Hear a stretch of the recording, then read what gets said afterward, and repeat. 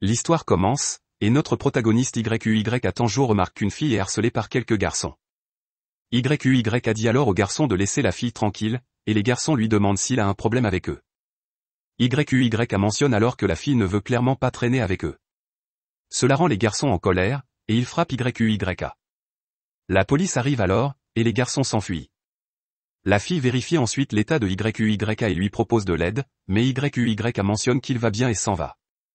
En rentrant chez lui, YUY se souvient que son grand-père lui a dit d'être gentil avec les autres et a mentionné que parfois il faut du courage pour être gentil. YUY arrive chez lui et pense qu'il sait que les autres sont dégoûtés de lui à cause de son apparence, et pas seulement ses camarades de classe, mais aussi ses parents le traitent différemment à cause d'eux. YUY pense que cela doit être parce que son frère et sa sœur sont beaux, et il mentionne que la sévérité autour de lui a augmenté au collège. YUY entre ensuite dans sa maison et mentionne que son grand-père était le seul à toujours s'occuper de lui. Il se souvient ensuite que son grand-père lui a dit que le bonheur viendra sûrement pour lui tant qu'il est gentil avec les autres. YUY se souvient ensuite de la mort de son grand-père et mentionne que son grand-père lui a donné sa maison et toutes ses économies. Ses parents ont essayé de le lui prendre, mais son grand-père avait pris des dispositions pour l'empêcher. La scène change et YUY assiste à la cérémonie de remise des diplômes de son école. Certains garçons de l'école poursuivent alors YUY et le battent en lui disant qu'il sera toujours leur punching ball même s'il est diplômé du collège. YUY mentionne qu'il va être en retard pour son travail à temps partiel, mais il ne l'écoute pas et le battent pendant que ses frères et sœurs le regardent se faire battre. Le soir, YUY va à son travail à temps partiel et il est renvoyé pour être en retard. YUY rentre alors chez lui, mange des nouilles instantanées, va à la salle de bain et pleure de frustration. Il casse le miroir de colère et pense que même s'il est diplômé, rien ne changera pour lui. Il frappe ensuite le mur, et une porte cachée s'ouvre, emmenant YUY dans une autre pièce. YUY remarque que la pièce est remplie de choses bizarres et se souvient que son grand-père visitait toujours divers endroits du monde et ramenait toujours d'étranges souvenirs. Il pense que cette pièce doit être l'endroit où son grand-père stockait ses choses et remarque une étrange porte dans la pièce. Curieux de la porte, YUY l'ouvre et remarque qu'il y a une autre pièce de l'autre côté de la porte.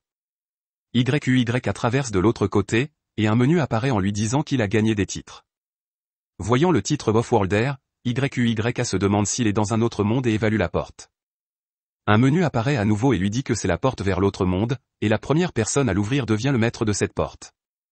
YUY remarque ensuite dans le menu qu'il a une fonction appelée Cash Out et se demande ce qu'il peut retirer.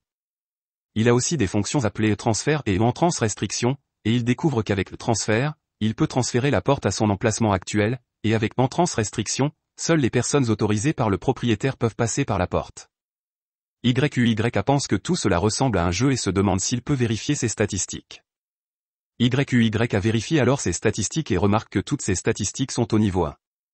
YUY remarque ensuite un menu pour les points bonus, et le menu explique que les points bonus peuvent être utilisés pour augmenter le niveau de ses compétences, et il recevra 10 points bonus lorsqu'il montera de niveau. Mais s'il a le titre Offworlder, il recevra 20 points bonus par niveau, et s'il est un visiteur pour la première fois dans un autre monde, il recevra 100 points par niveau. YUY ouvre ensuite la fenêtre de la maison et réalise qu'il est vraiment dans un autre monde. Il remarque ensuite une note laissée sur la table, mais il ne peut pas la lire. Il obtient alors une compétence appelée Language Compréhension, et la compétence lui permet de lire et d'écrire toutes les langues.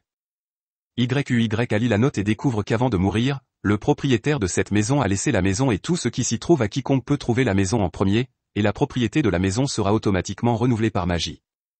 La maison est protégée par une barrière et personne ne peut y pénétrer.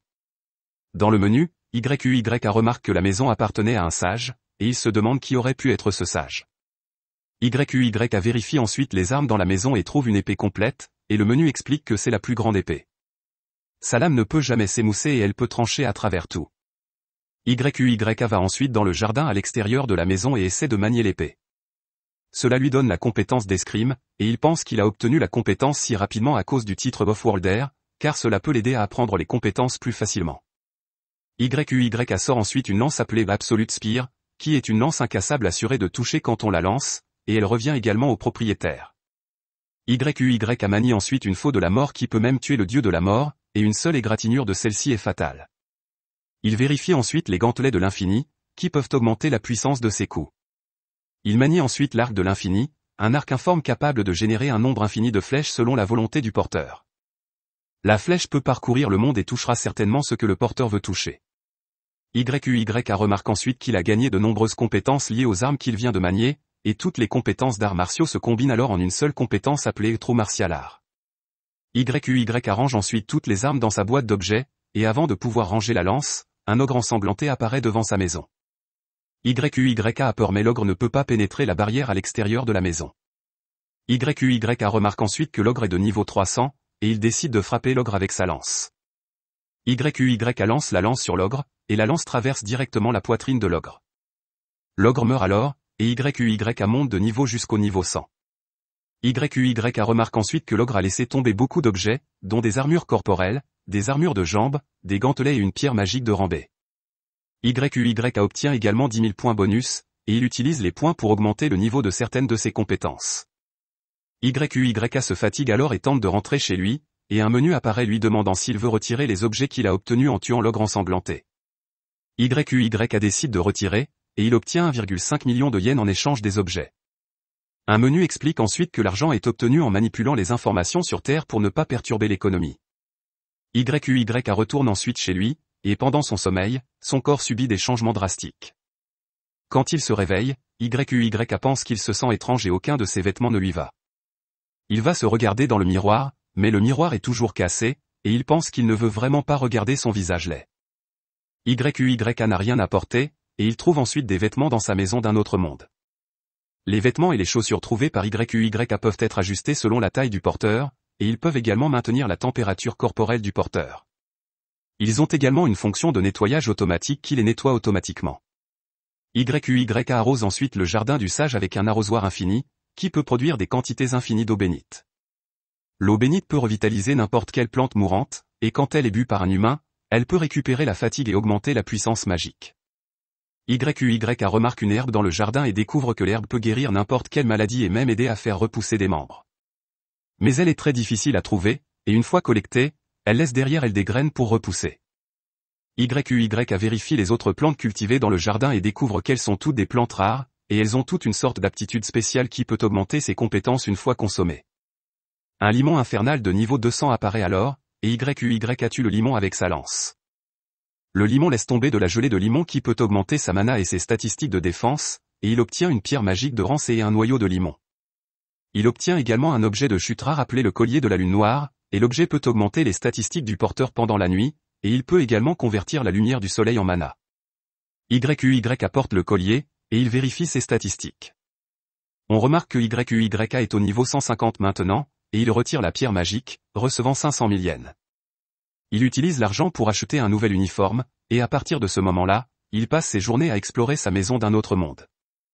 Il mentionne qu'au début, l'autre monde n'était qu'un moyen pour lui d'oublier le monde réel, mais bientôt il s'y est intéressé et a commencé à faire des recherches.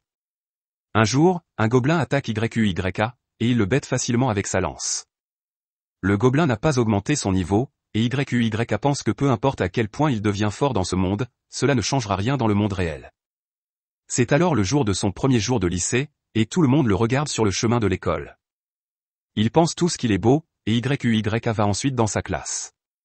Les brutes d'avant le confrontent ensuite et lui demandent s'il est un étudiant transféré.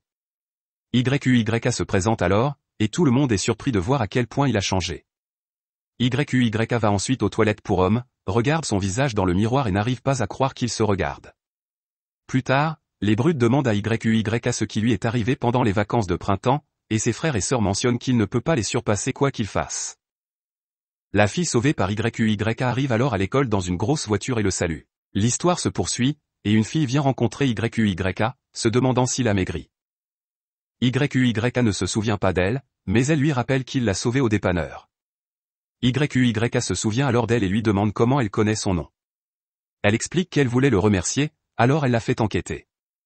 Elle l'invitait ensuite à rejoindre l'Académie Usei et se présente comme Kaori Ojo, membre du conseil des étudiants de l'Académie Usei. Son majordome mentionne qu'elle est la fille du président du conseil d'administration de l'Académie Usei, et quand son père a appris que YUYA l'avait sauvé de quelques voyous, il a souhaité qu'il fréquente l'Académie. YUYA mentionne qu'il ne l'a pas vraiment sauvé, et bien qu'il soit reconnaissant de l'offre, il n'a pas les compétences académiques pour s'inscrire à l'Académie Usei. Les frères et sœurs de YUYA demandent alors à Kaori si elle les laisserait s'inscrire à sa place, car ils sont meilleurs que YUYA académiquement, mais Kaori refuse. Elle mentionne qu'elle est profondément redevable à YUYA et ne permettrait à personne de l'insulter de s'inscrire à l'académie. Elle déclare également qu'elle est au courant des choses qui lui ont faites car elle les a fait enquêter également, et elle dit à YUYA que l'académie où c'est privilégie la force de caractère par rapport aux autres forces académiques, donc son inscription ne posera pas de problème. Le majordome mentionne alors qu'elle devrait montrer l'école à YUYA plutôt que de discuter de cela, et elle demande à YUYA si cela lui conviendrait. YUYA est hésitant, et le majordome mentionne qu'elle informera l'école de son départ anticipé. Kaori emmène ensuite YUYA à l'académie Usei, et YUYA mentionne que l'académie Usei est une école prestigieuse où les élèves excellents dans un domaine ou un autre. YUYA rencontre ensuite le père de Kaori, et il le remercie d'être venu, se présentant comme Tsukasa Hojo. Il remercie YUYA d'avoir sauvé sa fille, et YUYA mentionne qu'il n'a pas fait grand-chose. Tsukasa mentionne que YUYA devrait être fier de ses actions, et il souhaite que YUYA fréquente leur école. Il mentionne que c'est pour le remercier d'avoir sauvé sa fille, donc il n'aura pas à payer de frais de scolarité, et YUYA mentionne qu'il n'a pas ce qu'il faut pour fréquenter une école de génie. Tsukasa lui demande alors ce que signifie le mot génie, et YUYA mentionne qu'un génie est quelqu'un qui peut tout faire. Tsukasa mentionne alors qu'à son avis, un génie est quelqu'un capable de trouver plus rapidement la bonne manière de diriger ses efforts que les autres tout en effectuant une tâche. Tsukasa mentionne que le travail acharné amènera toujours la personne plus près de la bonne réponse, et YUYA pense que les talents innés sont plus importants que le travail acharné. Tsukasa mentionne que les talents des gens ne sont pas figés lorsqu'ils naissent, et ils peuvent se challenger pour acquérir des talents, c'est pourquoi cette académie a été créée. Tsukasa lui dit alors qu'il devrait essayer l'académie en passant la journée à s'inscrire, et une enseignante nommée Sawada arrive, et Tsukasa mentionne qu'il pensait que YUYA devrait assister au cours de Madame Sawada, et il mentionne que Madame Sawada est une autorité dans le monde scientifique, et ses cours sont faciles à comprendre, donc elle est également populaire auprès des étudiants. La scène coupe sur YUYA attendant à l'extérieur de la salle de classe de l'académie Usei, et il est nerveux à l'idée d'être dans la même classe que des génies. Il pense qu'il pourrait être un intrus, et Madame Sawada dit à la classe qu'elle aimerait leur présenter un nouvel élève. YUYA entre alors et se présente à toute la classe. Il mentionne qu'il est là pour son inscription d'essai, et tout le monde dans la classe est stupéfait de sa beauté. YUYA prend le silence comme un mauvais signe, et Madame Sawada lui dit de prendre la place près de la fenêtre. Madame Sawada demande ensuite à tout le monde d'ouvrir leur manuel, et elle demande à YUYA de partager un livre avec Iodu. YUYA dit bonjour à Iodu, mais elle ne semble pas très intéressée à lui parler. YUYA se demande s'il l'a fait la détester, et la classe continue. YUYA pense que les cours n'étaient pas si différents de ce à quoi il était habitué, mais les étudiants ici étaient plus proactifs. À la pause déjeuner, tout le monde se précipite vers YUYA, lui posant toutes sortes de questions. YUYA se sent submergé, et un gars dit à tout le monde de se calmer. Tout le monde s'excuse alors et le laisse tranquille, et le gars mentionne qu'ils sont juste curieux à son sujet. Il se présente comme Ryo Igarashi et se demande si YUYA voudrait se joindre à lui à la cafétéria. YUYA est d'accord, et ils vont à la cafétéria. À la cafétéria, YUYA est surpris de voir que tout sur le menu coûte moins de 500 yens, et Ryo mentionne que le plat du jour est gratuit. YUYA pense que c'est le paradis, et ils achètent ensuite leur déjeuner. Un gars nommé Shingo les invite ensuite à s'asseoir avec lui et se présente à YUYA. Shingo et Ryo parlent ensuite d'anime, et YUYA demande à Ryo s'il regarde des animes. Shingo mentionne qu'il lui en a recommandé quelques-uns, et ils l'ont accroché. Shingo demande ensuite à YUYA s'il est dans l'un des clubs, et YUYA mentionne que non. Il demande à Shingo et Ryo s'ils sont dans des clubs, et Ryo mentionne qu'il est dans le club de rentrer à la maison. YUYA pense que c'est inattendu, et Shingo mentionne que Ryo est bon dans de nombreux sports, alors il a été invité par beaucoup de clubs, mais il n'a pas pu en choisir un, alors il a fini par être dans le club de rentrer à la maison. Shingo mentionne ensuite qu'il est dans le club de jeu et sort sa console de jeu. YUYA se demande si Shingo est autorisé à apporter cela à l'école, et Shingo mentionne que oui, les enseignants savent que les étudiants ne les utiliseront pas en classe. Il parle ensuite un peu de jeu, et la scène coupe sur YUYA parlant à Tsukasa après la fin des cours. YUYA mentionne qu'il a adoré l'école et que les cours étaient faciles à comprendre. Il pense que les étudiants semblaient s'amuser, et Tsukasa lui demande s'il essaiera de fréquenter leur école. YUYA lui demande s'il est sûr de vouloir quelqu'un comme lui, et Tsukasa mentionne qu'il sait que YUYA est digne de fréquenter cette école. YUYA accepte ensuite de fréquenter l'école, et il quitte la pièce. À l'extérieur de la pièce, il rencontre Kaori, et elle lui demande s'il fréquente leur école.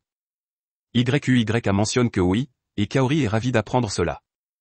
Kaori invite ensuite YUYA à sortir avec elle, au marché voisin, et pendant qu'ils sont au marché, YUYA se demande s'il vient ici avec des amis. Kaori mentionne ensuite qu'elle ne sort pas beaucoup avec les gens, et à cause du travail de son père, les autres étudiants sont réservés à son sujet, mais elle voulait essayer de venir ici avec YUYA. YUYA lui demande alors si elle voudrait essayer une crêpe, et ils en achètent. YUYA pense qu'il est content d'avoir converti ses objets en argent, et il mange ensuite les crêpes. Ils aiment tous les deux, et YUYA mentionne que c'est tellement bon que cela lui donne envie d'essayer tout leur menu. YUYA demande ensuite à Kaori comment elle l'a reconnu, car il a beaucoup maigri, et Kaori mentionne qu'elle l'a su tout de suite, car il avait les mêmes yeux gentils. Kaori demande ensuite à YUYA de l'appeler par son prénom, et YUYA accepte. Elle lui offre ensuite une partie de sa crêpe, mentionnant que de cette façon, il serait plus proche de terminer le menu. YUYA prend une bouchée, et Kaori réalise à quel point c'est gênant. Kaori s'excuse ensuite, et YUYA lui offre une partie de sa crêpe pour que les choses soient équitables. Kaori prend une bouchée, et les autres pensent qu'ils sont juste trop mignons. Le lendemain, YUYA décide de retourner dans l'autre monde, car il pourrait ne pas avoir le temps une fois la procédure d'inscription terminée. YUYA enfile son armure et se rend dans l'autre monde. Il remarque qu'un limon des enfers attaque sa maison, et il pense qu'il a toujours peur des monstres, mais il tue facilement le limon. Il ramasse les objets, et on voit qu'il est arrivé au niveau 235. Il pense qu'il progresse plus lentement maintenant et que cela ne changera pas s'il reste près de la maison. Il pense qu'il doit y avoir des monstres plus puissants à l'extérieur de la clôture, et il quitte la maison. YUYA entend alors des cris et se dirige vers eux avec sa lance. Il remarque quelques soldats morts à l'endroit, et il voit un général gobelin de niveau 200 essayant d'attaquer une fille. YUYA attaque le général gobelin avec sa lance, mais le général gobelin esquive, et YUYA lui donne un coup de pied au visage. Le général gobelin attaque ensuite YUYA par derrière, et YUYA tente de le distraire avec son arc, et il le termine avec l'épée Omni. YUYA vérifie ensuite si la fille va bien, et la fille s'évanouit. Quelques soldats viennent ensuite chercher la fille, et YUYA cache sa présence avec une compétence. Les soldats trouvent la fille et sont heureux de voir qu'elle est toujours en vie. L'histoire se poursuit avec YUYA repassant ses vêtements, se demandant si la fille qu'il a sauvée dans le dernier épisode va bien.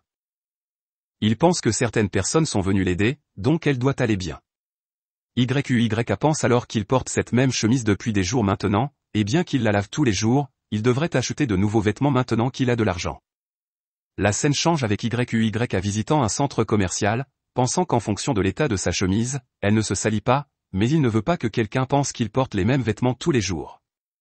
Il remarque alors que tout le monde dans le centre commercial le fixe, ce qui le rend nerveux. Ailleurs dans le centre commercial, un caméraman est en colère contre le manager d'un modèle, car le modèle n'est pas à l'heure pour sa séance photo.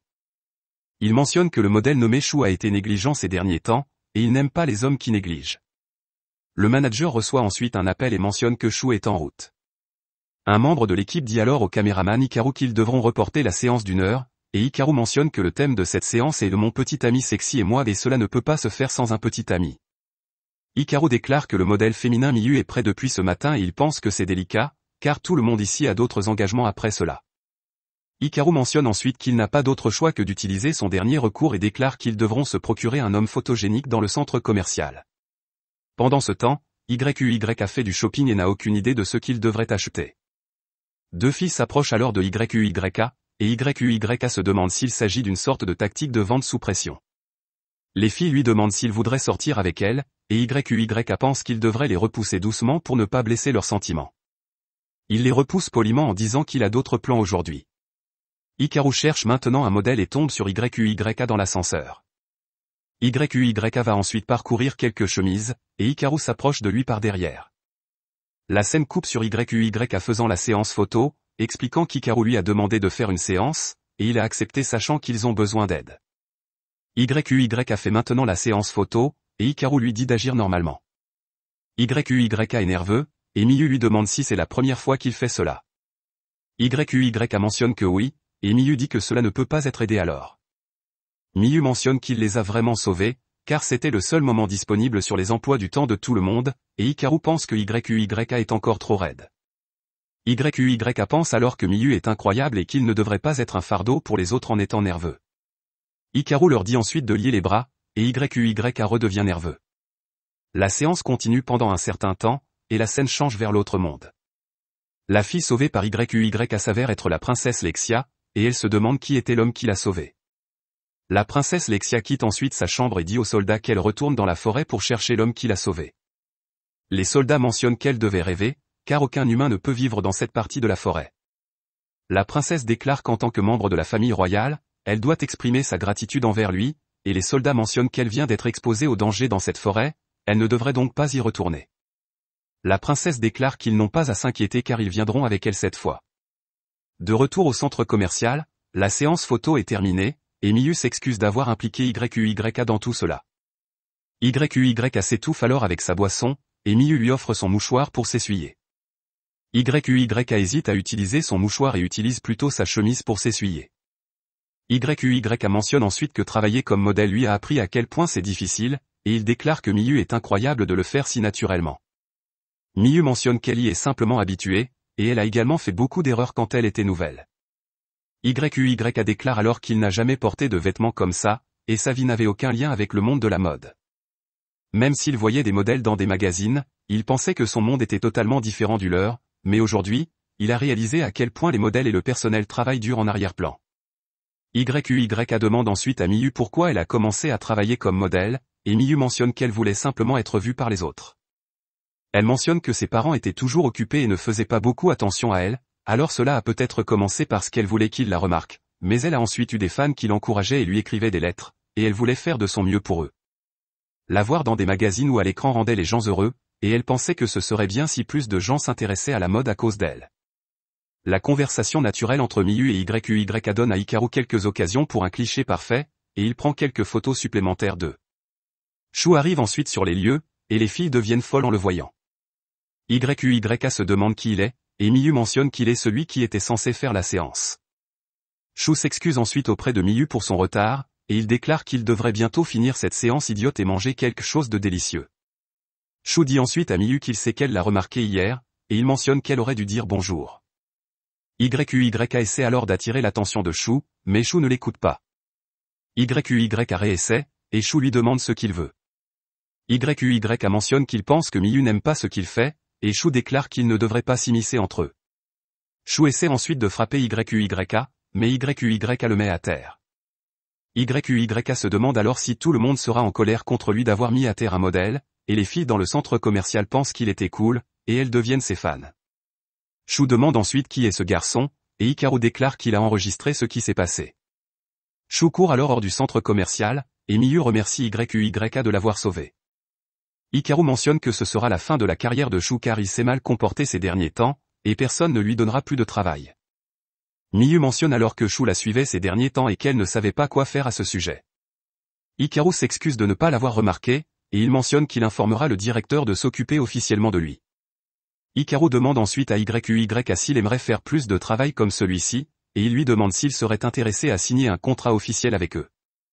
YUYA décline poliment, et il mentionne qu'aujourd'hui a été une belle expérience pour lui, mais il n'est toujours pas à l'aise avec ce genre de travail, alors il pense ne pas être fait pour cela. Hikaru respecte ses sentiments, et il mentionne ensuite qu'il aimerait le payer pour son travail aujourd'hui, mais ce ne serait pas bon pour l'agence de payer un amateur, donc il aimerait que YUYA accepte ses vêtements en guise de remerciement pour tout ce qu'il a fait aujourd'hui. YUYA hésite à accepter les vêtements, mais Hikaru insiste toujours, et YUYA les accepte. YUYA quitte ensuite le centre commercial, et l'équipe de production termine également les choses. La scène passe à Miyu et Hikaru dans une voiture, et Hikaru mentionne que c'est dommage qu'il n'ait pas pu convaincre YUYA de signer un contrat avec eux. Hikaru remarque ensuite que Miyu rougit en regardant les photos de leur séance, et Miyu essaie de nier qu'elle rougit. Pendant ce temps, YUYA déballe tous les vêtements qu'il a reçus, puis il se rend dans l'autre monde. Dans l'autre monde, les soldats et la princesse sont attaqués par des gobelins, et le chevalier Owen tente de protéger la princesse. Les soldats ont du mal, et la princesse est sur le point d'être attaquée par un gobelin. YUYA arrive alors et protège la princesse en tuant le gobelin. Tout le monde est surpris de le voir là, et YUYA se met à tuer le reste des monstres. Il donne ensuite des potions de soins aux soldats blessés, et la princesse s'approche de YUYA. Elle mentionne qu'elle souhaite lui dire quelque chose et lui demande s'il voudrait l'épouser. Tout le monde est surpris par cela, et quelque part dans le monde réel, on voit qu'une agence de production est en émoi après avoir vu la séance photo de YUYA. Ils essaient de trouver où il se trouve. Ils ne peuvent pas croire qu'il est vraiment un amateur, et la responsable de l'agence dit aux employés de s'assurer de retrouver YUYA et de lui faire signer un contrat avant tout le monde. Elle pense qu'il se distingue même à côté de Miyu, et elle déclare qu'elle ne peut pas laisser quelqu'un comme lui s'échapper. L'histoire se poursuit, et Owen se demande pourquoi la princesse propose soudainement à YUYA. Il mentionne que même si YUYA l'a sauvé, ils ne savent toujours rien de lui, et la princesse affirme que c'était le coup de foudre. YUYA intervient alors dans leur conversation et mentionne qu'il devrait venir chez lui, car c'est dangereux ici. Owen est surpris d'apprendre que YUYA vit dans ces forêts, et la scène les montre arrivant chez YUYA. Owen ne peut toujours pas croire qu'il y a une maison dans le territoire du grand démon, et YUYA sert du thé à ses invités. Owen se présente alors en tant que capitaine des chevaliers du royaume d'Alceria, et il présente également la princesse Lexia comme la première princesse du royaume d'Alceria. YUYA n'arrive pas à croire que Lexia est une princesse, et Owen explique qu'elle est bien la deuxième dans l'ordre de succession. YUYA se demande alors s'il peut parler aussi familièrement avec une princesse, et Owen affirme que c'est bien, car ce n'est pas une visite officielle, et YUYA leur a sauvé la vie. YUYA se présente ensuite, et Owen pense que son nom ne lui est pas familier. La princesse se demande si YUYA est un noble d'un autre pays, et elle spécule qu'il pourrait également être de la royauté d'une autre nation. Lexia s'enthousiasme à l'idée d'une histoire d'amour entre des familles royales, et Owen pense que YUYA pourrait être un espion d'un autre pays, mais après l'avoir regardé, il pense que ce n'est pas possible. Owen dit ensuite à YUYA qu'il le cherchait en réalité. Il mentionne que la princesse leur a dit qu'elle avait été sauvée par quelqu'un il y a quelques jours et qu'elle voulait le remercier en personne. La princesse explique qu'elle était inconsciente à ce moment-là, qu'elle n'avait pas eu le temps de le remercier et qu'elle est ravie de l'avoir rencontré à nouveau. La princesse mentionne que son cœur bat fort depuis qu'elle l'a rencontré, et c'est la première fois qu'elle ressent cela. Elle demande ensuite à YUYA de l'épouser à nouveau, et YUYA affirme qu'il apprécie ses sentiments, mais que cette proposition est trop soudaine. La princesse mentionne alors qu'elle sait que l'amour n'est pas si simple, qu'il vient avec des obstacles, comme dans tous les romans d'amour qu'elle a lus. La princesse demande ensuite à YUYA s'il pourrait commencer par être amis, et YUYA accepte d'être son ami. Owen mentionne ensuite qu'ils ont autre chose à discuter, et il affirme que le roi souhaite également exprimer sa gratitude envers YUYA. Owen dit à YUYA d'avoir une audience avec le roi dans le château royal, et il affirme qu'il sait que YUYA doit être confus, mais il ne peut pas reculer, car c'est l'ordre du roi.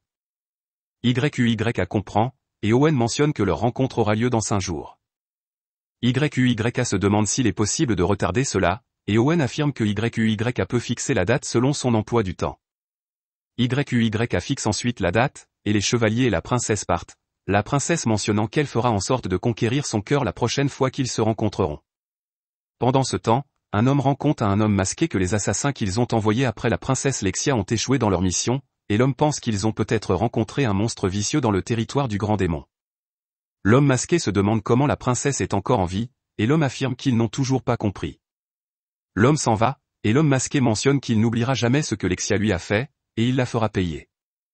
De retour dans le monde moderne, YUYA marque son rendez-vous avec le roi sur son calendrier et se prépare pour son premier jour dans sa nouvelle école. YUYA part pour l'école, et en chemin, tout le monde le fixe en pensant qu'il est beau. YUYA arrive ensuite à l'école, et le président lui dit qu'il aimerait lui parler de diverses choses, mais il n'a pas le temps maintenant et espère que YUYA appréciera sa nouvelle vie scolaire. YUYA se présente ensuite à nouveau à la classe, et la scène passe à la période de sport de la classe. Les garçons jouent au football, et on voit que Ryo est plutôt bon. YUYA pense que Ryo est incroyable, et une fille nommée Kaed Kazama demande à YUYA s'il va simplement regarder. YUYA mentionne qu'il n'a pas encore reçu son uniforme de sport, et Akari essaie alors de marquer un but, mais il frappe le ballon de travers, et il est sur le point de heurter Kaed. YUYA tire ensuite le ballon dans le but et sauve Kaed. Cela surprend tout le monde, et YUYA demande à Kaed si elle va bien.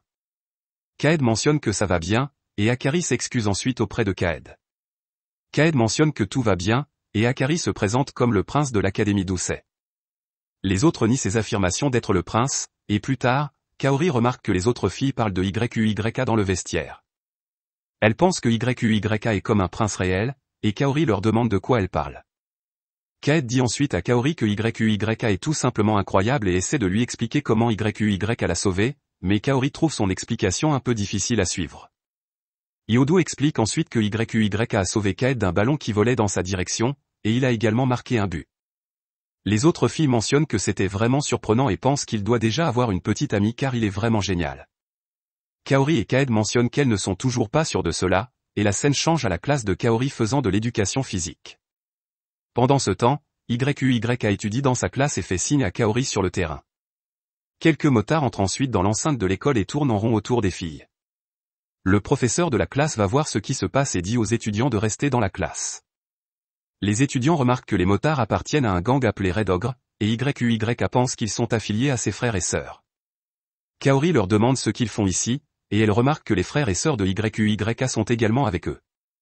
Le frère de YUYA mentionne qu'ils sont là pour faire payer Kaori d'avoir choisi YUYA plutôt qu'eux, et Kaori affirme qu'il devrait arrêter cela car la police sera bientôt là. La sœur de YUYA mentionne qu'il reste encore du temps avant l'arrivée de la police, et ils peuvent faire différentes choses à elle pendant ce temps. Araki, un membre du gang, mentionne qu'il devrait prendre Kaori et partir d'ici avant l'arrivée de la police, et il ordonne à ses hommes de la capturer. YUYA essaie alors de sauver Kaori, mais ses jambes commencent à trembler, et il réalise qu'il a encore peur de faire face à des gens de son passé. Sa vision commence alors à s'embrouiller, et YUYA se sort de là en se giflant les joues. YUYA saute ensuite par la fenêtre, et les étudiants mentionnent que c'est le 4e étage. Ils se demandent s'il va bien, et YUYA va ensuite sauver Kaori. Araki mentionne qu'un punching ball comme YUYA ne devrait pas transférer dans une école chic comme celle-ci, et il affirme qu'ils vont lui donner une leçon. Il dit à tout le monde d'attaquer YUYA, mais YUYA esquive chacun de ses laquais et va sauver Kaori. Un gros lutteur de sumo essaie alors d'arrêter YUYA, et il fonce sur lui, mais YUYA l'arrête d'une seule main et le met à terre. Tout le monde a peur de YUYA, et il va directement vers Kaori. YUYA lui demande si elle va bien, et Kaori affirme que oui. Le chef des Red Ogre passe ensuite à l'action, et il essaie de foncer sur YUYA avec sa moto, mais YUYA esquive la moto jusqu'à ce qu'elle heurte le mur. La police arrive ensuite sur les lieux et prend tous les membres du gang en garde à vue. YUYA demande ensuite à Kaori si elle avait peur, et Kaori mentionne qu'elle l'était mais qu'elle croyait en YUYA. Les genoux de Kaori lâchent alors, et YUYA la rattrape, et les enseignants disent aux étudiants de retourner en classe. Le frère de YUYA mentionne ensuite que les Red Ogres sont inutiles, et le chef des Red Ogres essaie de l'étrangler en disant que tout est de sa faute. Il mentionne que rien de tout cela ne serait arrivé sans lui, et il affirme qu'il va le tuer. La sœur de YUYA essaie de l'arrêter, mais il la repousse aussi, et YUYA l'empêche alors de tuer son frère. YUYA demande à son frère s'il va bien, et son frère lui demande pourquoi YUYA l'a sauvé alors qu'il l'a harcelé tout ce temps. YUYA mentionne qu'il a beaucoup enduré à cause d'eux, et qu'il ne les a pas pardonnés pour cela, mais il ne peut pas abandonner sa famille dans leurs besoins. Cela fait pleurer les frères et sœurs de YUYA, et il demande son pardon. Plus tard, YUYA retourne auprès de ses camarades de classe et s'excuse auprès d'eux de les avoir inquiétés. Ryo affirme que YUYA était incroyable, et Shingo lui demande comment YUYA a sauté du 4e étage. Tout le monde félicite ensuite YUYA et pense qu'il est vraiment incroyable. L'histoire continue, et YUYA s'apprête à entrer dans l'autre monde, mais avant d'entrer, il se souvient qu'Owen lui a dit que cette forêt est connue sous le nom de territoire du Grand Démon et est l'un des endroits les plus dangereux du pays. Il a mentionné que les monstres que YUYA a facilement vaincus pourraient détruire une grande ville s'ils apparaissaient en groupe. YUYA se demande alors pourquoi le sage vivait dans un endroit comme celui-ci, et il entre dans l'autre monde. La scène passe à YUYA profondément dans la forêt, où il vainc quelques monstres. Il pensait rencontrer des monstres plus forts s'il s'enfonçait davantage dans la forêt, mais il ne trouve pas de monstres forts et décide de continuer un autre jour. Alors qu'il s'apprête à partir, YUYA remarque un chien battu par un roi ORC, et il remarque que le niveau du roi ORC est de 600 et qu'il a une puissance d'attaque de 20 000. Il se sent mal pour le chien, mais il pense qu'il ne peut pas abattre un monstre comme celui-ci avec sa force actuelle. YUYA essaie de partir, mais sa conscience ne lui permet pas de laisser le chien ainsi, et il décide de faire face au roi ORC. YUYA attaque ensuite le roi ORC avec sa lance et se prépare à une bataille difficile, mais il remarque que le roi ORC est déjà mort. YUYA se souvient alors qu'il a pu vaincre l'ogre sanglant de la même manière, même quand il était au niveau 1, et il se demande qui était le sage qui a fabriqué des armes comme celle-ci. YUYA examine ensuite le chien blessé et décide de lui donner une potion, mais le chien se méfie de lui et finit par s'évanouir à cause de ses blessures. YUYA donne ensuite la potion au chien et parvient à le sauver de la mort. Le chien ne se méfie plus de YUYA, et il demande au chien s'il a des parents. Le chien a l'air triste, et YUYA comprend que le chien est tout seul, tout comme lui. YUYA demande alors au chien s'il veut vivre avec lui, et le chien est heureux d'entendre cela. YUYA obtient alors la compétence d'apprivoisement, et il remarque qu'il peut utiliser cette compétence pour faire des monstres ses compagnons. YUYA vérifie les statistiques du chien et découvre que c'est un fan rire noir avec des statistiques très élevées. YUYA pense ensuite à un nom pour lui et décide de l'appeler Night en référence à la couleur de sa fourrure. Night aime son nom, et YUYA vérifie ensuite les objets laissés par le roi ORC. Il remarque qu'entre autres objets, il a également obtenu une brosse cette fois-ci, et il utilise la brosse pour brosser la fourrure de Night, qui apprécie. Il remarque que son niveau n'a toujours pas augmenté et pense qu'il ne peut rien y faire, mais il finira par comprendre comment fonctionne le système de niveau. La scène passe à YUYA se rendant à l'école, laissant Night chez lui. À l'école, YUYA demande à ses camarades s'ils connaissent des animaleries, car il a maintenant un chien. Kaide demande à YUYA quel genre de chien il a et s'il a une photo du chien. YUYA affirme qu'il n'a pas de photo car il n'a pas de smartphone, et Ryo est surpris d'apprendre que YUYA n'a pas de smartphone. YUYA affirme qu'il n'en a jamais vraiment eu besoin, et Ryo mentionne alors qu'il y a une animalerie dans le quartier commerçant près de l'école. Shingo affirme qu'ils ont également un hôpital pour animaux là-bas, et YUYA affirme qu'il le visitera après l'école. Ryo et Shingo mentionnent tous deux qu'ils ne pourront pas se joindre à lui aujourd'hui, car ils ont des choses à faire, et Kaide propose alors de l'accompagner. YUYA est content d'entendre cela, et Kaide rougit en pensant que cela pourrait être considéré comme un rendez-vous. La scène passe à YUYA rentrant chez lui, et Night le accueille. YUYA mentionne qu'il a acheté quelque chose pour lui, et il déclare que son ami l'a aidé à choisir ces choses. YUYA montre ensuite à Night un collier et une laisse, déclarant qu'il doit les porter lorsqu'ils sortent se promener. YUYA met ensuite le collier à Night et l'emmène au parc pour une promenade. Tout le monde au parc regarde YUYA et son chien, pensant que YUYA est beau et que son chien est mignon. YUYA rencontre ensuite Kaori dans le parc, et elle le salue. Kaori remarque le chien, et YUYA présente Night à Kaori. Kaori se demande si elle peut caresser Night, et YUYA lui donne la permission après avoir demandé l'avis de Night. Kaori pense que la fourrure de Night est vraiment douce et demande à YUYA de quelle race il est. YUYA affirme qu'il ne le sait pas, car il l'a juste ramassé au hasard, et Kaori pense qu'il a l'air heureux d'avoir été choisi par lui. Miyu croise ensuite YUYA dans le parc, et YUYA se demande ce qu'elle fait ici. Miyu déclare qu'elle vit dans ce quartier et qu'elle fait toujours une promenade à cette heure. YUYA présente ensuite Miyu et Kaori l'une à l'autre, et la foule remarque Miyu. Miyu pense qu'ils sont trop voyants, et elle demande à YUYA s'il continuera à faire des promenades ici. YUYA affirme qu'il prévoit de le faire, et Miyu espère qu'ils pourront se revoir. Une foule commence alors à se rassembler à cause de Miyu, et elle part après avoir dit au revoir à tout le monde. Kaori demande ensuite à YUYA s'il sort avec Miyu, et YUYA affirme que non, qu'ils se sont juste rencontrés une fois. YUYA affirme ensuite qu'il n'est pas assez bien pour elle, et Kaori affirme que ce n'est absolument pas vrai. Une vieille dame crie à l'aide et demande à quelqu'un d'attraper un voleur qui s'enfuit avec son sac à main. YUYA dit à Night de poursuivre le voleur de sac à main, et il va vérifier la vieille dame avec Kaori. La vieille dame déclare qu'elle va bien, et elle s'inquiète pour son sac à main. YUYA lui dit de ne pas s'inquiéter et Night ramène ensuite le voleur de sac à main à la vieille dame. YUYA demande à Kaori d'appeler la police, et le voleur de sac à main tente alors d'attaquer Kaori pour l'empêcher d'appeler la police. YUYA arrête le voleur de sac à main et le maîtrise. La foule est étonnée de voir YUYA maîtriser le voleur de sac à main, et il pense qu'il est vraiment cool. Kaori remercie alors YUYA de la sauver une fois de plus, et il remet ensuite le voleur de sac à main à la police. La scène passe ensuite à YUYA dans la forêt de l'autre monde, et il pense qu'il doit conquérir cette forêt bientôt pour pouvoir y aller et en sortir à volonté. YUYA vainc ensuite les monstres de la forêt les uns après les autres et remarque un cerf cristallin dans la forêt.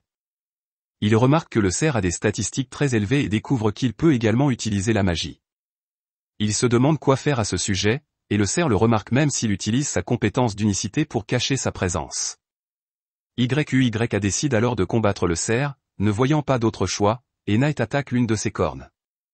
YUYA remarque ensuite que le cerf peut utiliser deux types différents de magie à partir de ses deux cornes, et il demande à Night de lui créer une ouverture pour abattre le cerf. Night ricoche autour du cerf et l'attaque, créant une ouverture pour que YUYA puisse abattre le cerf. YUYA pense alors que plus ils avancent dans la forêt, plus ils doivent être flexibles, ce qui fait un exercice d'entraînement parfait. YUYA vérifie ensuite les objets laissés par le cerf et remarque qu'il y a une baignoire portable parmi les objets laissés. Il vérifie comment fonctionne le bain, et le cube se transforme en baignoire. Il pense que c'est génial, mais c'est trop dangereux de prendre un bain ici, et il rentre chez lui. Il prend un bain avec Knight dans la baignoire de sa maison et pense que prendre un bain est génial. Le lendemain, YUYA combat encore quelques monstres dans la forêt, et on voit qu'il combat un Needle Roller. Il pense que le monstre est vraiment rapide et qu'il doit y avoir une limite à la durée pendant laquelle il peut maintenir sa vitesse. Le monstre attaque ensuite YUYA à pleine vitesse, et YUYA esquive son attaque, le monstre heurtant un rocher. Le monstre reste coincé dans le rocher, et YUYA le termine d'un coup d'épée.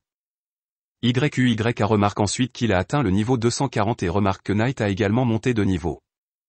Le rocher où le Needle Roller a heurté se brise alors, révélant une grotte en dessous. YUYA entre pour explorer la grotte et ne détecte aucun monstre à l'intérieur. Les torchers à l'intérieur de la grotte s'allument, et Knight guide YUYA vers un cadavre. YUYA remarque que le cadavre tient un livre, et le livre s'appelle le livre des sages. YUYA regarde à l'intérieur du livre et est surpris par son contenu. Ailleurs, nous voyons qu'un homme demande à un assassin d'assassiner quelqu'un pour lui, et l'assassin déclare que ses services ne sont pas bon marché. L'histoire continue avec YUYA trouvant le livre des sages, et il se demande si c'est le même sage qui était le propriétaire de sa maison. Il lit le livre et découvre que le sage pouvait tout faire. Il était doué en magie, en escrime, en arts martiaux, et même en cuisine, en chant et en peinture. Il avait tout maîtrisé et avait ainsi accédé au royaume des dieux alors qu'il était encore en vie, mais il avait décliné l'invitation des dieux à se joindre à eux. Le livre mentionne qu'être trop puissant n'est pas bon, et cela finira par rendre tout le monde autour de vous effrayé, tout comme cela l'a fait pour lui. YUYA lit que le sage ne veut pas que YUYA mène une vie isolée comme lui, et YUYA se demande ce qu'il devrait faire pour que tout le monde autour de lui ne le craigne pas. YUYA entend alors une voix lui dire qu'il doit construire une relation de confiance, et YUYA réalise que le sage lui parle à travers le livre. Le sage dit à YUYA qu'il doit trouver quelqu'un en qui il peut avoir confiance, et il peut tout dire à cette personne, et elle sera toujours là pour lui. YUYA pense que cela sera difficile car il n'a jamais eu d'amis jusqu'à présent. Le sage mentionne ensuite que cela semble un peu difficile pour lui, et il dit à YUYA d'avoir un ami à son propre rythme. Le sage déclare ensuite qu'il répondra à une question que YUYA a, et YUYA pense qu'il veut en savoir plus sur la magie. Le sage remplit alors le livre de toutes ses théories magiques et déclare qu'un corps d'un autre monde comme celui de YUYA ne pourra pas utiliser la magie car il n'a pas de voie de mana. Il mentionne qu'il donnera à YUYA ses propres voies de mana et déclare que ces voies de mana sont considérées comme précieuses dans ce monde, il vaudrait donc mieux les faire utiliser à YUYA plutôt que de les laisser disparaître. YUYA hésite se demandant s'il est digne d'une telle chose, et le sage transfère ses voies de mana à YUYA. Le sage espère alors que YUYA pourra être heureux contrairement à lui, et YUYA remercie le sage, espérant qu'il puisse reposer en paix. La scène change ensuite à la maison de YUYA, et YUYA lit le livre pour comprendre comment utiliser la magie. Il découvre qu'il doit d'abord ressentir l'énergie magique dans la nature, et il essaie de le faire. Knight pratique également avec lui, et ils réussissent tous deux à ressentir l'énergie magique. Ensuite, il lit qu'il doit simplement rassembler l'énergie magique dans sa main et imaginer la magie qu'il veut invoquer. Il découvre que nommer sa propre magie la rendra plus facile à invoquer, et YUYA décide de donner un essai. Il essaie de créer une boule d'eau, et lui et Knight réussissent à la créer. YUYA et Knight essaient ensuite de lancer la boule d'eau, et la boule d'eau abat quelques arbres autour de la maison, et YUYA est surpris de voir à quel point elle est puissante. La scène passe ensuite au palais d'Alceria, et Owen informe le roi qu'il a rencontré la personne qui a sauvé la princesse. Il déclare que l'homme semblait être un étranger car son nom était différent du leur, et il a été vraiment surpris lorsque la princesse lui a demandé de l'épouser. Le roi lui demande alors ce qu'il vient de dire, et Owen hésite à lui répondre. Le roi commence ensuite à détruire la salle du trône de colère et se demande comment cet homme a osé séduire sa douce fille. Owen pense alors que la royauté est toujours une corvée, et la scène change à YUYA à son école. En classe, YUYA pense qu'il doit faire attention à décider où utiliser sa magie, et Mademoiselle Sawada mentionne qu'il y aura une sortie la semaine prochaine selon leur programme annuel d'événements. YUYA pense qu'il n'a reçu aucun programme, et Yodu lui dit que le but de leur sortie est de camper pendant 3 jours et 2 nuits et de s'habituer au nouvel environnement. Mademoiselle Sawada annonce ensuite les groupes pour la sortie, et YUYA est associé à Kaide, Akira et une autre fille. La fille se présente ensuite comme Rin Kanzaki, et elle déclare qu'il peut l'appeler sans aucun honorificatif. Rin pense ensuite qu'elle a entendu beaucoup de rumeurs sur YUYA, et Akira déclare ensuite que YUYA peut l'appeler le prince. Rin déclare qu'il ne sera pas appelé ainsi à moins qu'il ne se taise, et Kaide déclare que ce sera un groupe animé, et elle attendra avec impatience la sortie. YUYA mentionne alors qu'il n'a pas de sac à dos, et il se demande ce qu'il devrait faire. Kaide déclare qu'il devrait simplement en acheter un nouveau, et la scène passe à YUYA sortant avec tout le monde pour acheter un sac à dos. Shingo déclare alors qu'il n'aurait jamais pensé pouvoir sortir avec Kaori, et Ryo déclare qu'il ne s'attendait pas à ce que YUYA soit ami avec elle. YUYA demande ensuite pourquoi Akira ne les a pas rejoints, et Shingo déclare qu'il voulait les rejoindre, mais il avait des affaires urgentes à régler. Ils entrent ensuite dans le centre commercial, parcourent quelques magasins pour trouver un sac à dos pour YUYA. Kaori choisit ensuite un sac à dos pour lui, et tout le monde l'aime. YUYA vérifie le sac, et il l'achète. Ils vont ensuite à l'étage de l'arcade du centre commercial, et Shingo remarque la figurine d'un personnage d'anime dans une machine à griffes. Il pense qu'il la veut, mais il est nul à la machine à griffes, et YUYA mentionne qu'il peut la récupérer pour lui. YUYA pense que c'est la première fois qu'il fait cela, mais il peut le faire grâce à son intuition accrue. YUYA utilise ensuite une compétence pour détecter le centre de gravité de la figurine, et il parvient à l'attraper en une seule fois. Kaide dit alors à YUYA qu'elle veut une peluche, et YUYA la prend pour elle. YUYA aide ensuite Kaori, Ryo et Rin à obtenir ce qu'il voulait également, et il ne peut pas croire qu'il soit si heureux pour ça, et Kaori déclare que c'est sa première fois dans une salle d'arcade, mais elle sait que YUYA est génial. Ensuite, Ryo déclare qu'il devrait aller au café au 7e étage et les filles disent aux gars d'y aller en premier, et elles déclarent qu'elles iront au 13e étage pour regarder des accessoires de mode. Les gars se reposent alors au café, et YUYA boit du café. Il pense que c'est amer, et il déclare qu'il aurait dû commander du soda au melon à la place. Ryo déclare alors qu'il va leur montrer comment les adultes boivent du café, et il pense que c'est amer aussi. Il ajoute beaucoup de sucre dans le café, et Shingo demande à YUYA s'il y a quelque chose qui ne va pas. YUYA mentionne que c'est simplement agréable de boire quelque chose avec des amis, et Shingo déclare qu'il devrait revenir. L'alarme incendie sonne alors, et une annonce informe tout le monde qu'un incendie s'est déclaré au 10e étage et qu'il devrait évacuer le bâtiment.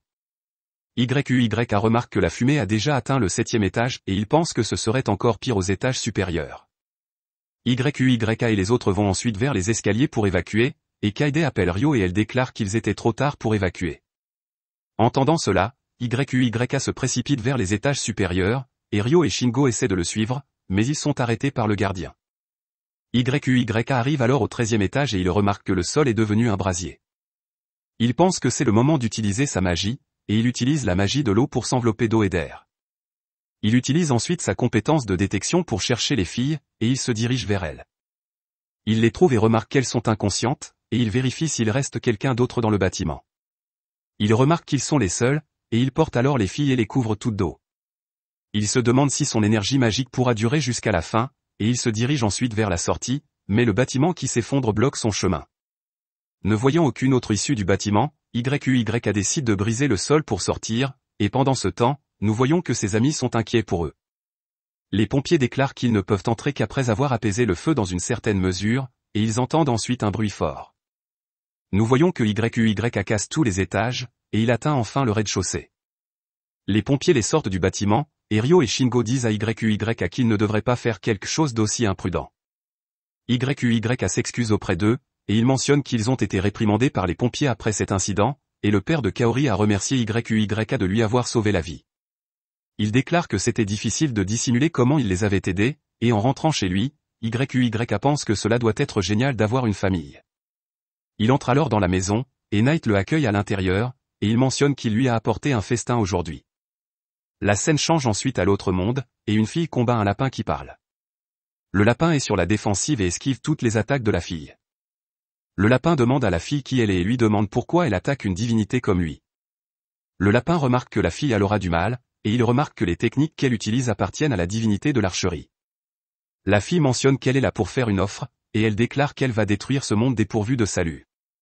Elle déclare qu'il peut choisir de l'aider à atteindre ses objectifs, et elle part en disant qu'elle reviendra plus tard pour avoir sa réponse. Le lapin pense qu'il doit arrêter la fille, et il pense qu'il doit transmettre cette technique à quelqu'un en tant que divinité des coups de pied. L'histoire continue, et YUYA se souvient que la magie est la réalisation de l'imagination, mais elle ne peut pas être utilisée sans énergie magique.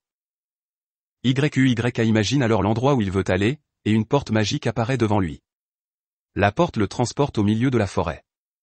YUYA pense alors qu'avec cette magie, il peut aller où il veut, mais comme elle dépend de son imagination, il ne peut pas se rendre à un endroit où il n'a jamais été. Il mentionne qu'avec cette magie, il peut revenir pour cuisiner de la nourriture pour Knight même au milieu de son voyage scolaire, et il déclare qu'ils devraient terminer leur exploration de la forêt ici. La scène coupe ensuite à YUYA dans une grotte, combattant et vainquant quelques gobelins avec l'aide de Knight. Les gobelins laissent tomber une tonne d'objets, et YUYA pense que leur coopération s'améliore ces derniers temps. YUYA décide ensuite de rentrer, et Knight est contrarié. YUYA mentionne qu'il aimerait explorer plus avec Knight, mais il doit aussi se préparer pour son voyage scolaire. Knight détecte quelque chose, commence à courir, et YUYA le suit. Knight dit alors à YUYA de cacher sa présence, et YUYA utilise sa compétence d'unité. Tout en se cachant, YUYA remarque qu'une fille est attaquée par des gobelins, et il essaie d'intervenir pour la sauver, mais Knight l'arrête. YUYA remarque alors que la fille est forte, et elle parvient à tuer certains des gobelins, mais elle ne peut pas tous les abattre, et les gobelins parviennent à la maîtriser. YUYA et Knight interviennent, et ils vainquent les gobelins. Une grande horde de gobelins les entoure ensuite, et YUYA utilise le fouet céleste pour s'en occuper. Un menu contextuel explique que la pointe du fouet céleste augmente avec le nombre de fois qu'il est utilisé et peut attaquer automatiquement la cible pour l'écraser. La scène coupe ensuite à YUYA portant la fille dans ses bras. Il pense qu'il a tué beaucoup de monstres dans la région dernièrement et se demande si ce sera plus facile pour Owen et les autres de venir maintenant. YUYA se demande ensuite quoi faire avec cette fille, et il pense qu'il devrait juste la ramener chez lui. Knight grogne contre la fille, et YUYA réalise qu'il ne veut pas que la fille vienne chez eux, mais YUYA pense qu'il ne peut pas laisser la fille comme ça. La fille se réveille alors, et elle est surprise de voir qu'elle est portée par quelqu'un. YUYA donne ensuite à la fille une potion de guérison complète et déclare que cela aidera ses blessures à guérir. La fille hésite à boire la potion, et YUYA déclare qu'il peut la boire en premier si elle en doute. La fille déclare qu'elle la boira, et après avoir bu la potion, ses blessures guérissent immédiatement. La fille demande ensuite à YUYA qui il est, et YUYA se présente ainsi que Knight. La fille se présente alors comme Luna, et YUYA lui demande ce qu'elle fait dans un endroit comme celui-ci. Luna déclare qu'elle était là pour s'entraîner et qu'elle a été attaquée par les gobelins au milieu de son entraînement.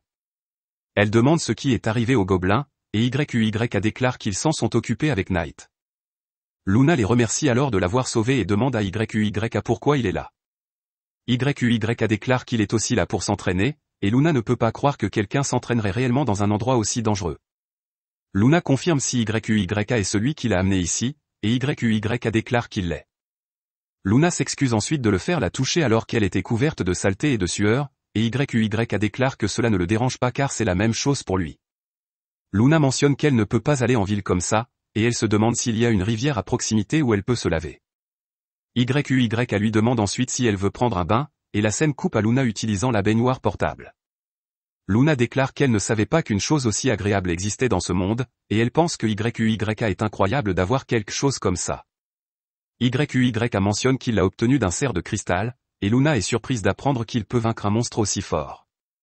Luna demande ensuite à YUYA s'il serait prêt à l'accompagner dans son entraînement pendant un certain temps, et elle mentionne qu'elle a une raison d'être dans le grand territoire démoniaque. Comme YUYA est également là pour s'entraîner, elle veut s'entraîner avec lui. YUYA pense que s'il refusait, Luna s'entraînerait seule, ce qui le rendrait simplement inquiet, et il accepte de s'entraîner avec elle. Luna est ravie d'entendre cela, elle jette un coup d'œil au travers du voile, et YUYA lui dit de ne pas quitter le voile. La scène coupe ensuite à YUYA, Luna et Knight combattant les monstres ensemble, et ils éliminent les monstres. Ensuite, YUYA entraîne Luna, et il déclare que Luna lui a également appris beaucoup de choses pendant leur entraînement. Les deux deviennent plus forts en s'entraînant l'un avec l'autre, et YUYA mentionne que Luna est devenue plus forte. Il déclare qu'elle sait vraiment comment utiliser son fil, et Luna déclare que ce n'est toujours pas suffisant. YUYA pense que Luna est vraiment dévouée à son entraînement, et il déclare qu'il ne pourra pas venir à l'entraînement pendant un certain temps à partir de demain. Luna demande pourquoi, et YUYA déclare qu'elle ne comprendra même pas s'il lui dit qu'il a un voyage scolaire. Luna déclare que c'est bien, et elle mentionne qu'elle est reconnaissante pour toutes les choses qu'il lui a apprises. YUYA déclare qu'il a aussi beaucoup appris d'elle, et la scène coupe ensuite à YUYA prenant un bain. YUYA se demande ensuite pourquoi Luna lui a laissé prendre le premier bain aujourd'hui, et Luna déclare que c'est parce qu'elle voulait prendre un bain avec lui aujourd'hui, et elle entre dans le bain. YUYA est gênée de la voir et essaie de sortir du bain, mais Luna l'arrête et le remercie de l'avoir entraînée. Elle déclare qu'elle n'aurait pu devenir plus forte que grâce à lui, et il l'a aussi sauvée. Elle déclare que le temps qu'elle a passé avec lui est son trésor, et elle propose de laver le dos de YUYA. La serviette de Luna tombe alors, et YUYA est déconcerté de voir son corps. Il l'informe ensuite de la serviette, et Luna est embarrassée, lui demandant de ne pas la regarder. La scène coupe ensuite à YUYA dans le bus sur la route de leur voyage scolaire, et il joue à la vieille fille avec son groupe. YUYA semble somnole, et les filles lui demandent s'il était debout tard. YUYA déclare qu'il l'était, puis il gagne le jeu. Kaede mentionne que c'est la 5e fois que YUYA gagne, et YUYA déclare que c'est peut-être de la chance.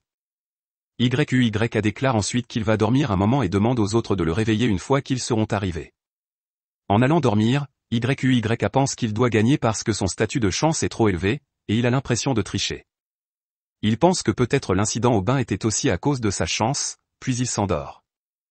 La scène coupe à Rin réveillant YUYA, mentionnant qu'ils sont arrivés.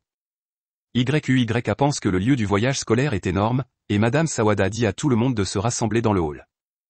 Au hall, Madame Sawada explique que ce voyage scolaire est comme un entraînement pour ceux qui seront des élites à l'avenir. Elle mentionne qu'ils feront des activités de plein air pendant 2 jours et une nuit. Ryo se demande ce qu'ils feront pour leur repas, et Madame Sawada déclare qu'il y a beaucoup de champignons et de légumes dans les montagnes, et il y a aussi des poissons dans la rivière. Elle mentionne qu'on leur fournira du riz, mais ce ne sera pas suffisant pour les rassasier. Kaede mentionne ensuite que ce sera dangereux pour eux de manger des champignons au hasard, et Madame Sawada mentionne qu'ils devront montrer leurs ingrédients avant de cuisiner. Elle mentionne que s'ils sont empoisonnés par hasard, leur enseignante en médecine, Madame Yomikawa, s'occupera d'eux. Les élèves ont peur en voyant Madame Yomikawa, et Kaede informe YUYA que l'infirmerie de Madame Yomikawa est toujours plongée dans la pénombre, et ils peuvent toujours entendre quelqu'un crier quand ils passent devant.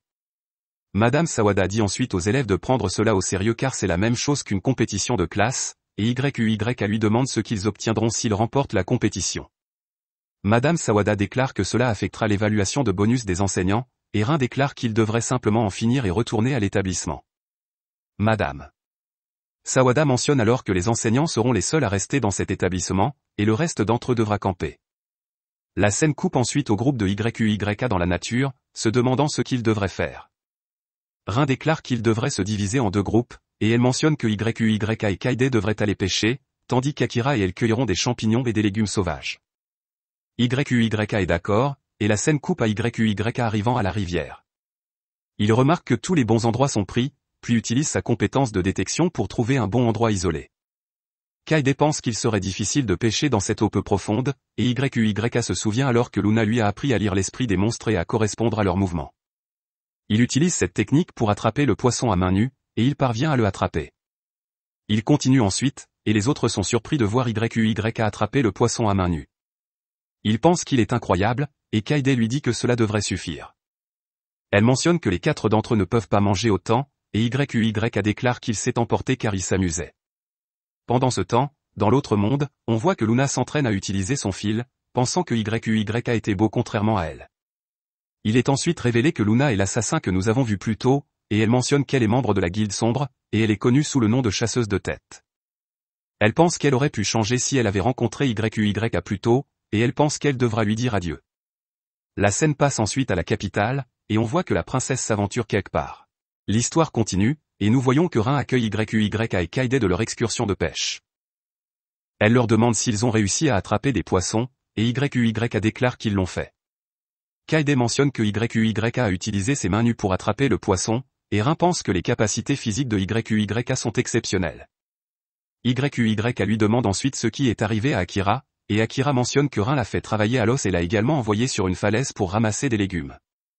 Il a également été obligé de goûter des champignons empoisonnés et est même devenu un appât pour les ours. YUYA s'inquiète pour Akira en entendant qu'il a dû goûter des champignons empoisonnés, et il utilise sa compétence d'évaluation pour vérifier les statistiques d'Akira, mais il remarque qu'il n'y a rien de mal avec son corps. Le groupe vérifie ensuite tous les ingrédients qu'ils ont pu rassembler, et YUYA remarque qu'ils ont réussi à en rassembler beaucoup. Il utilise la compétence d'évaluation pour séparer les ingrédients empoisonnés des légumes qu'ils ont rassemblés, et il leur demande qui va cuisiner. Ils ne peuvent pas décider, et ils pensent qu'ils devraient d'abord montrer leurs ingrédients aux enseignants. Ils vont ensuite montrer leurs ingrédients, et YUYA rencontre Kaori là-bas. Kaori lui demande comment il va, et YUYA déclare qu'ils vont bien, mais ce serait mieux s'ils n'avaient pas à se soucier de leur survie. Kaori pense que c'est aussi amusant à sa manière, et YUYA est d'accord. Le groupe de Kaori la rappelle, et Akira déclare que YUYA semble vraiment proche de Kaori, et il mentionne qu'il veut aussi être proche de la princesse de l'école. YUYA est confus, et Rin explique que comme Kaori est la fille du président et qu'elle est même gracieuse, beaucoup de gens la voient comme une princesse.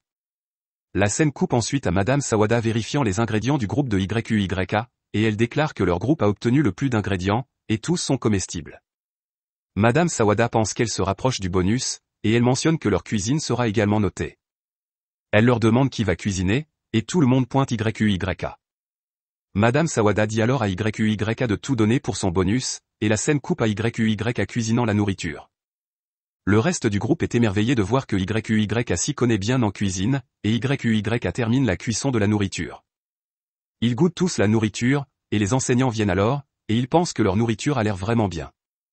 Ils demandent à YUYA s'ils peuvent goûter, et YUYA leur dit qu'ils peuvent. Les enseignants goûtent ensuite la nourriture, et YUYA leur demande comment c'est.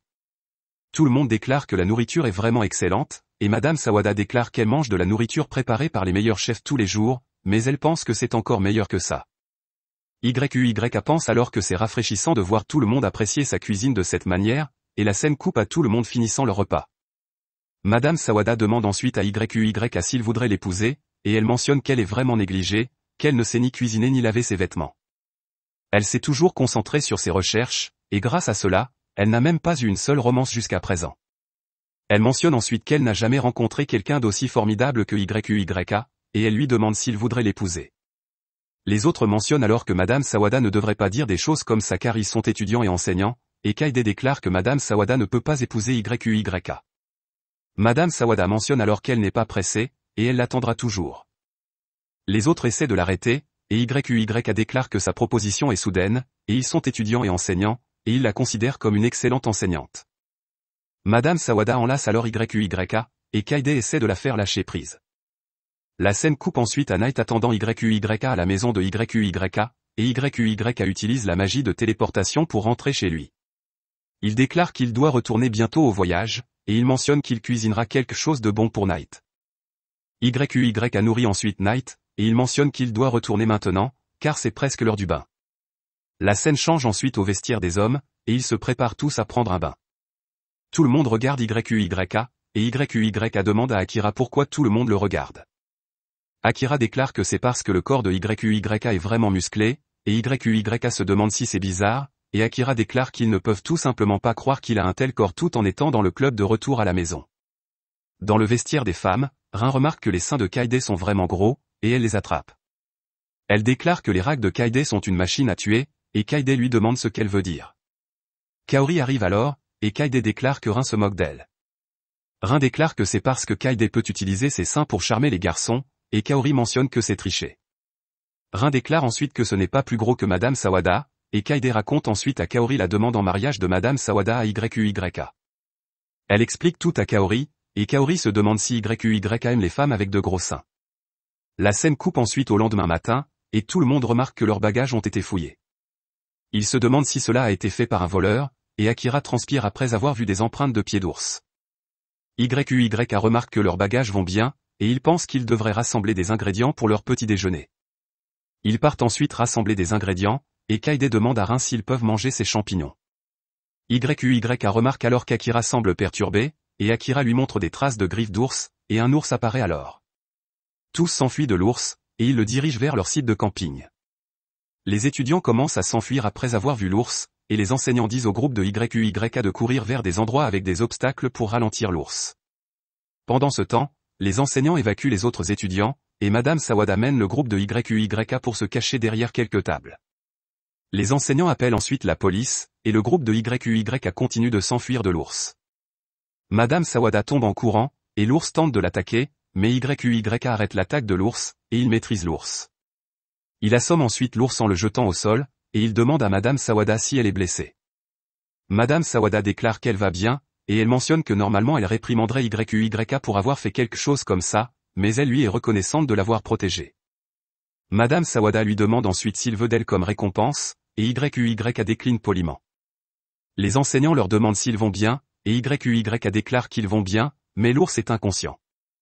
Ils se demandent comment ils devraient garder l'ours attaché jusqu'à ce que la police vienne, et la scène coupe à Kaori disant à tout le monde que l'ours sera gardé à l'installation et qu'il sera utilisé comme ours de garde. Elle déclare qu'elle a déjà obtenu l'autorisation de l'école et de la ville, et YUYA lui demande comment elle a obtenu l'autorisation pour cela.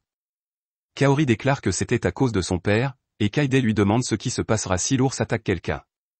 Kaori déclare qu'ils n'ont pas à s'inquiéter car l'ours sera transformé en viande d'ours s'il essaie de faire du mal à quelqu'un. YUYA déclare ensuite que leur voyage scolaire s'est terminé après cela, et la scène coupe à lui à sa maison. Il remarque que l'heure est venue de rencontrer le roi, et la scène coupe à lui déblayant la forêt des monstres pour faciliter les déplacements de Lexia et des autres. Il remarque qu'un des monstres a laissé tomber un casque étrange, et il l'essaie.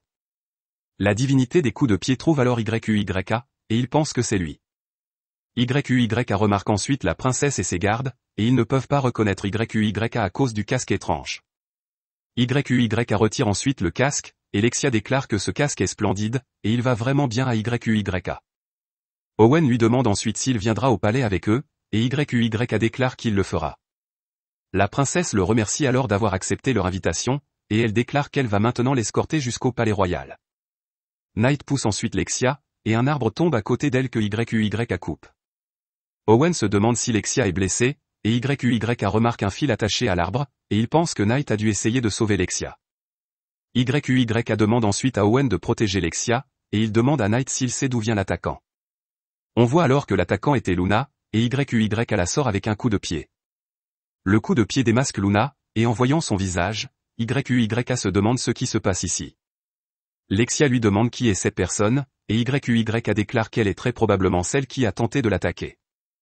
Lexia demande à YUYA s'il connaît cette fille, et YUYA déclare qu'il la connaît. YUYA mentionne qu'il doit emmener cette fille chez lui, et la traiter, et il déclare qu'il ne peut tout simplement pas imaginer qu'elle soit une mauvaise personne. Lexia est d'accord, et Owen et les autres soldats arrivent alors, et Lexia mentionne qu'elle retournera à la maison de YUYA. La scène coupe ensuite à YUYA, Lexia et Knight courant vers la maison de YUYA avec Luna, et Lexia déclare qu'elle est vraiment curieuse de la relation de cette fille avec YUYA. YUYA déclare que l'explication peut attendre, et il utilise ensuite la magie de téléportation pour se téléporter chez lui. Lexia demande alors à YUYA de lui expliquer, et YUYA mentionne qu'il le fera. L'histoire continue avec YUYA expliquant tout à propos de Luna à Lexia, et Lexia demande ensuite à YUYA quel genre de magie il a utilisé tout à l'heure, ce qui leur a permis de venir dans cette maison instantanément. YUYA déclare qu'il travaille sur la magie de déplacement ces derniers temps, et Lexia lui dit ensuite qu'il pourrait ne pas en être conscient, mais la magie de téléportation est une magie de classe légendaire et n'existe que dans les contes de fées. Elle affirme que si les gens découvrent l'existence de ces utilisateurs, cela pourrait conduire à une guerre. YUYA mentionne qu'il ne savait pas que c'était une si grosse affaire, et Lexia demande à YUYA de ne pas utiliser cette magie en public sauf si nécessaire. Lexia dit ensuite à Luna d'arrêter de faire semblant de dormir, et Luna ne peut pas croire qu'elle s'en soit rendue compte. Lexia affirme qu'elle le savait depuis le début, et YUYA le savait aussi, mais il est simplement trop gentil pour le souligner. Lexia demande ensuite à Luna si elle a quelque chose à dire pour elle-même, et Luna mentionne qu'elle n'y gagnerait rien. YUYA déclare ensuite qu'il veut aussi en savoir plus sur elle et la raison de ses actions. Luna mentionne que ce n'est pas une histoire intéressante et révèle qu'elle était une orpheline. Elle fouillait et volait pour vivre, luttant pour survivre chaque jour. Jusqu'à ce qu'un jour, elle soit prise sous l'aile de son maître, et il lui a enseigné de nombreuses choses, y compris la lecture, l'écriture, et comment survivre. Beaucoup des techniques qu'il lui a enseignées étaient liées aux assassinats, et son maître était un professionnel en la matière.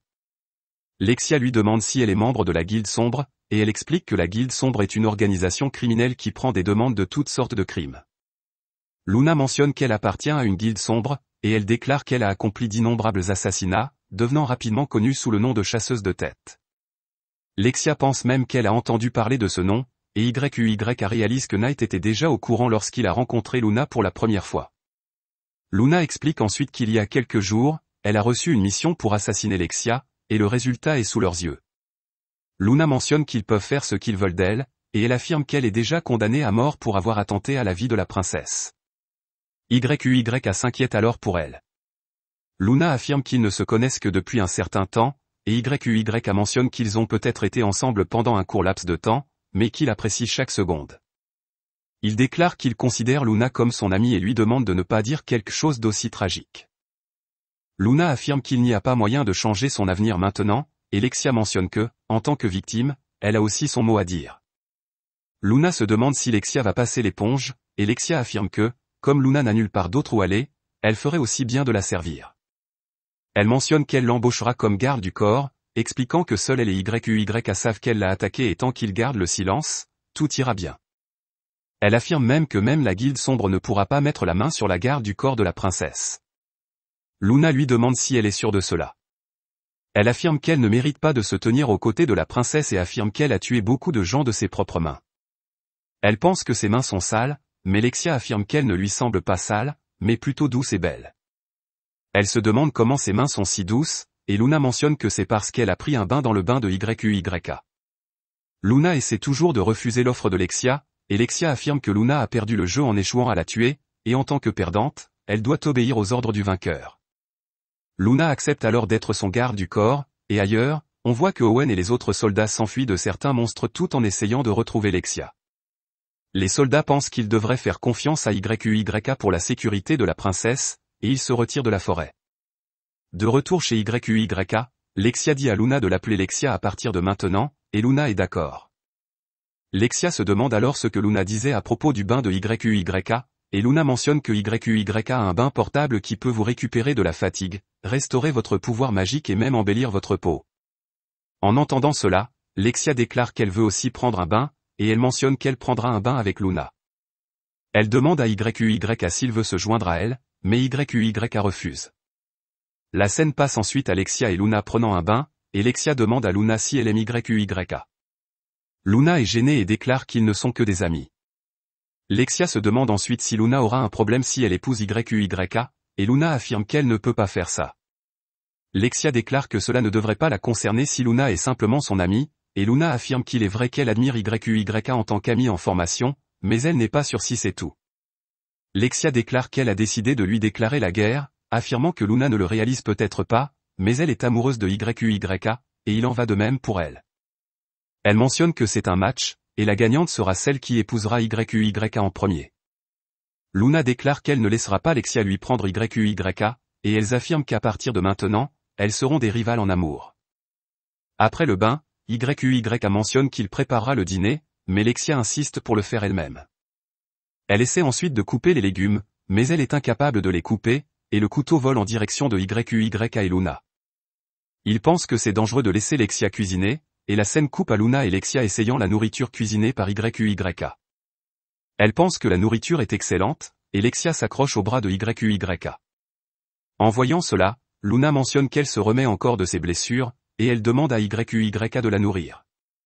YUYA la nourrit, et Lexia mentionne qu'il devrait aussi la nourrir. YUYA déclare qu'elle n'est pas blessée, et Lexia lui ordonne de le faire en tant que princesse. YUYA la nourrit également, et les filles mentionnent que c'est maintenant à leur tour de le nourrir. La scène coupe ensuite à Lexia et Luna dormant ensemble, et le lendemain, ils rencontrent tous Owen. Owen est ravi de voir que la princesse va bien, et YUYA s'excuse de s'être séparé soudainement d'eux. Owen mentionne qu'il peut comprendre la situation, et il demande des nouvelles de Knight. YUYA le présente à lui, et Owen remercie Knight d'avoir sauvé la princesse. Owen demande ensuite qui est la fille, et Lexia mentionne qu'elle est l'assassin qui a essayé de la tuer, mais elle travaillera maintenant comme son garde du corps. Lexia pense ensuite que sa langue a fourché, et les soldats entourent Luna. Lexia leur demande d'arrêter, et Owen mentionne qu'ils ne peuvent pas le faire car elle a essayé de tuer la princesse. YUYA explique ensuite que Lexia s'est déjà réconciliée avec Luna, et Owen se demande si YUYA va prendre la responsabilité d'avoir mis la princesse en danger. Lexia affirme que Luna l'aurait déjà tuée si elle le voulait, car elles ont dormi dans le même lit la nuit dernière. Owen ne peut pas croire cela, et Lexia affirme qu'elle a passé la nuit chez YUYA, et YUYA mentionne que c'est vrai, et les soldats baissent alors leurs armes. YUYA mentionne ensuite qu'il ne peut pas aller au palais avec eux aujourd'hui, car il a des affaires personnelles à régler. Il déclare que cela aurait été bien s'ils étaient partis hier, et Owen mentionne qu'ils ne peuvent rien faire s'il a des affaires personnelles à régler. Owen affirme qu'il aimerait que YUYA vienne au palais royal dès que possible, et il mentionne que cette route le mènera à une petite ville où il peut demander aux gens des indications pour la capitale royale. La princesse part ensuite avec Luna et les autres, et Luna retourne vers YUYA et l'embrasse. Elle déclare que c'est pour tout ce qu'il a fait pour elle, et Lexia dit à Owen d'arrêter le carrosse. Elle mentionne qu'elle veut aussi embrasser YUYA, mais Owen l'ignore. Plus tard, YUYA pense qu'il serait rafraîchissant de prendre un bain en plein air, et il utilise la fonction de bain en plein air de son bain portable. Il pense que les bains en plein air sont les meilleurs, et il remarque qu'il y a un animal étrange dans leur bain. Une fenêtre contextuelle indique que YUYA a apprivoisé cet animal, et il essaie de l'apprécier, mais il découvre que sa compétence d'appréciation a évolué et qu'elle est maintenant devenue une identification. YUYA se rend compte que l'animal s'appelle Red Mengue, et il découvre que l'identification peut également lui permettre de voir les compétences des cibles. YUYA dit ensuite à l'animal d'utiliser sa compétence Sanctuary, et la compétence le fait se sentir léger et confortable. YUYA nomme ensuite la bête Akatsuki, et Knight rappelle à YUYA qu'il est en retard pour l'école. La scène coupe ensuite à l'école, et Madame Sawada déclare qu'ils vont parler de leur événement interclasse maintenant. L'événement est le tournoi de ballon, et elle mentionne que les résultats affecteront sa prime, donc les élèves doivent tout donner. Elle mentionne qu'ils commenceront à s'entraîner pour l'événement dès leur prochain cours d'éducation physique, et lors de leur prochain cours d'éducation physique, le professeur mentionne qu'ils joueront au soccer aujourd'hui. Shingo remarque que YUYA joue comme gardien de but, et YUYA déclare que c'est parce qu'il ne connaît pas encore les règles. Le jeu commence, et Ryo domine le match en marquant quelques buts. L'autre équipe pense que Ryo est trop fort, et Rin pense qu'il gagne, mais ils ont besoin d'une autre carte maîtresse. Elle dit alors à Kaede de sauter, et les garçons sont ravis de voir ses seins rebondir. Rin caresse ensuite ses seins, et les garçons apprécient le fan service. Akira utilise cette diversion pour voler le ballon, et Rin pense que cela a réussi à relever le moral de l'ennemi aussi.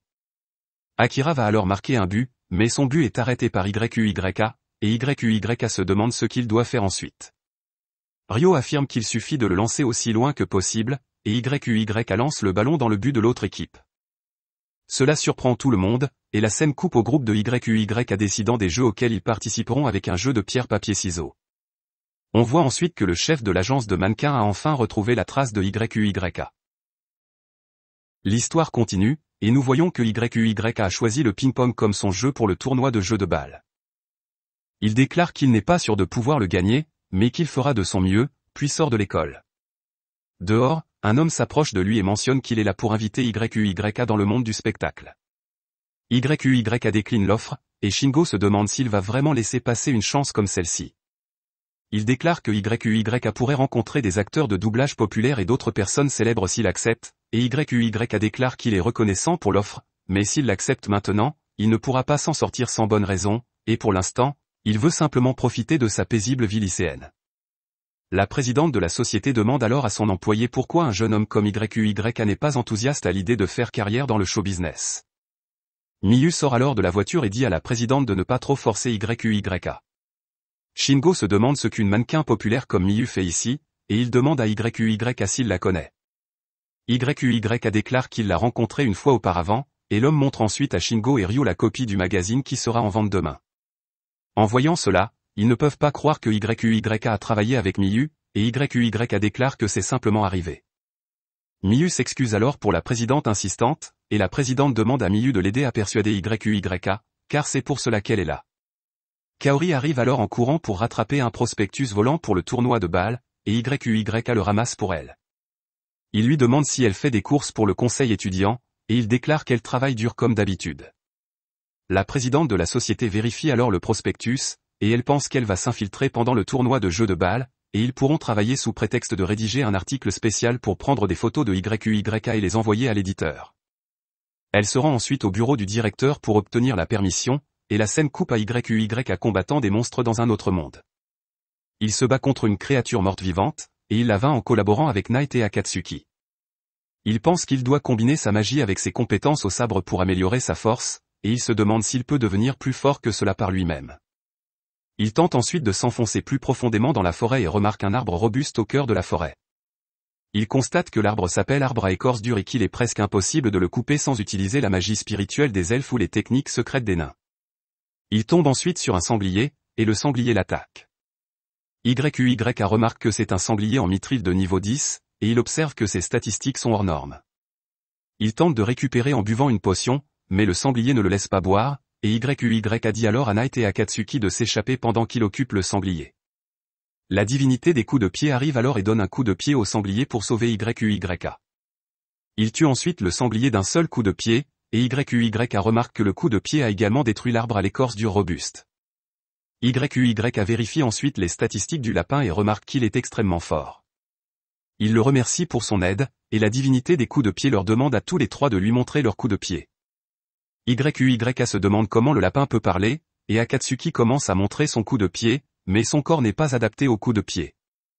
Knight lui montre ensuite ses coups de pied, et la divinité pense que Knight a du potentiel. YUYA lui montre ensuite son coup de pied, et la divinité pense qu'il a du talent. Elle leur montre ensuite ses coups de pied, et le coup de pied traverse plusieurs arbres à l'écorce dure. Elle les entraîne ensuite dans l'art du coup de pied, et YUYA parvient également à casser un arbre à l'écorce dure avec son coup de pied. Le lapin pense que c'est ce qu'il attendait de lui, et il déclare qu'ils peuvent maintenant commencer leur entraînement. La divinité commence alors à entraîner YUYA, et nous voyons qu'elle l'entraîne jour après jour. YUYA lui demande ensuite pourquoi le lapin l'entraîne, et le lapin déclare qu'il l'a choisi comme son successeur. Il explique que les dieux sont responsables de former leurs successeurs et de leur transmettre leurs techniques. YUYA ne comprend rien à tout cela, et le lapin pense qu'il va devoir expliquer cela depuis le début. Il explique qu'il y a beaucoup d'êtres dans ce monde qui portent le titre de Dieu, tout comme lui. Il déclare que c'est un titre que la planète confère à ceux qui ont atteint la maîtrise dans leur domaine respectif. Il mentionne que c'est un mécanisme pour protéger le monde du mal, et il explique que le mal est le côté négatif de ce monde. C'est un être maléfique dont la malveillance se cristallise et prend vie, et des dieux comme eux sont responsables de protéger les autres êtres vivants de ce mal.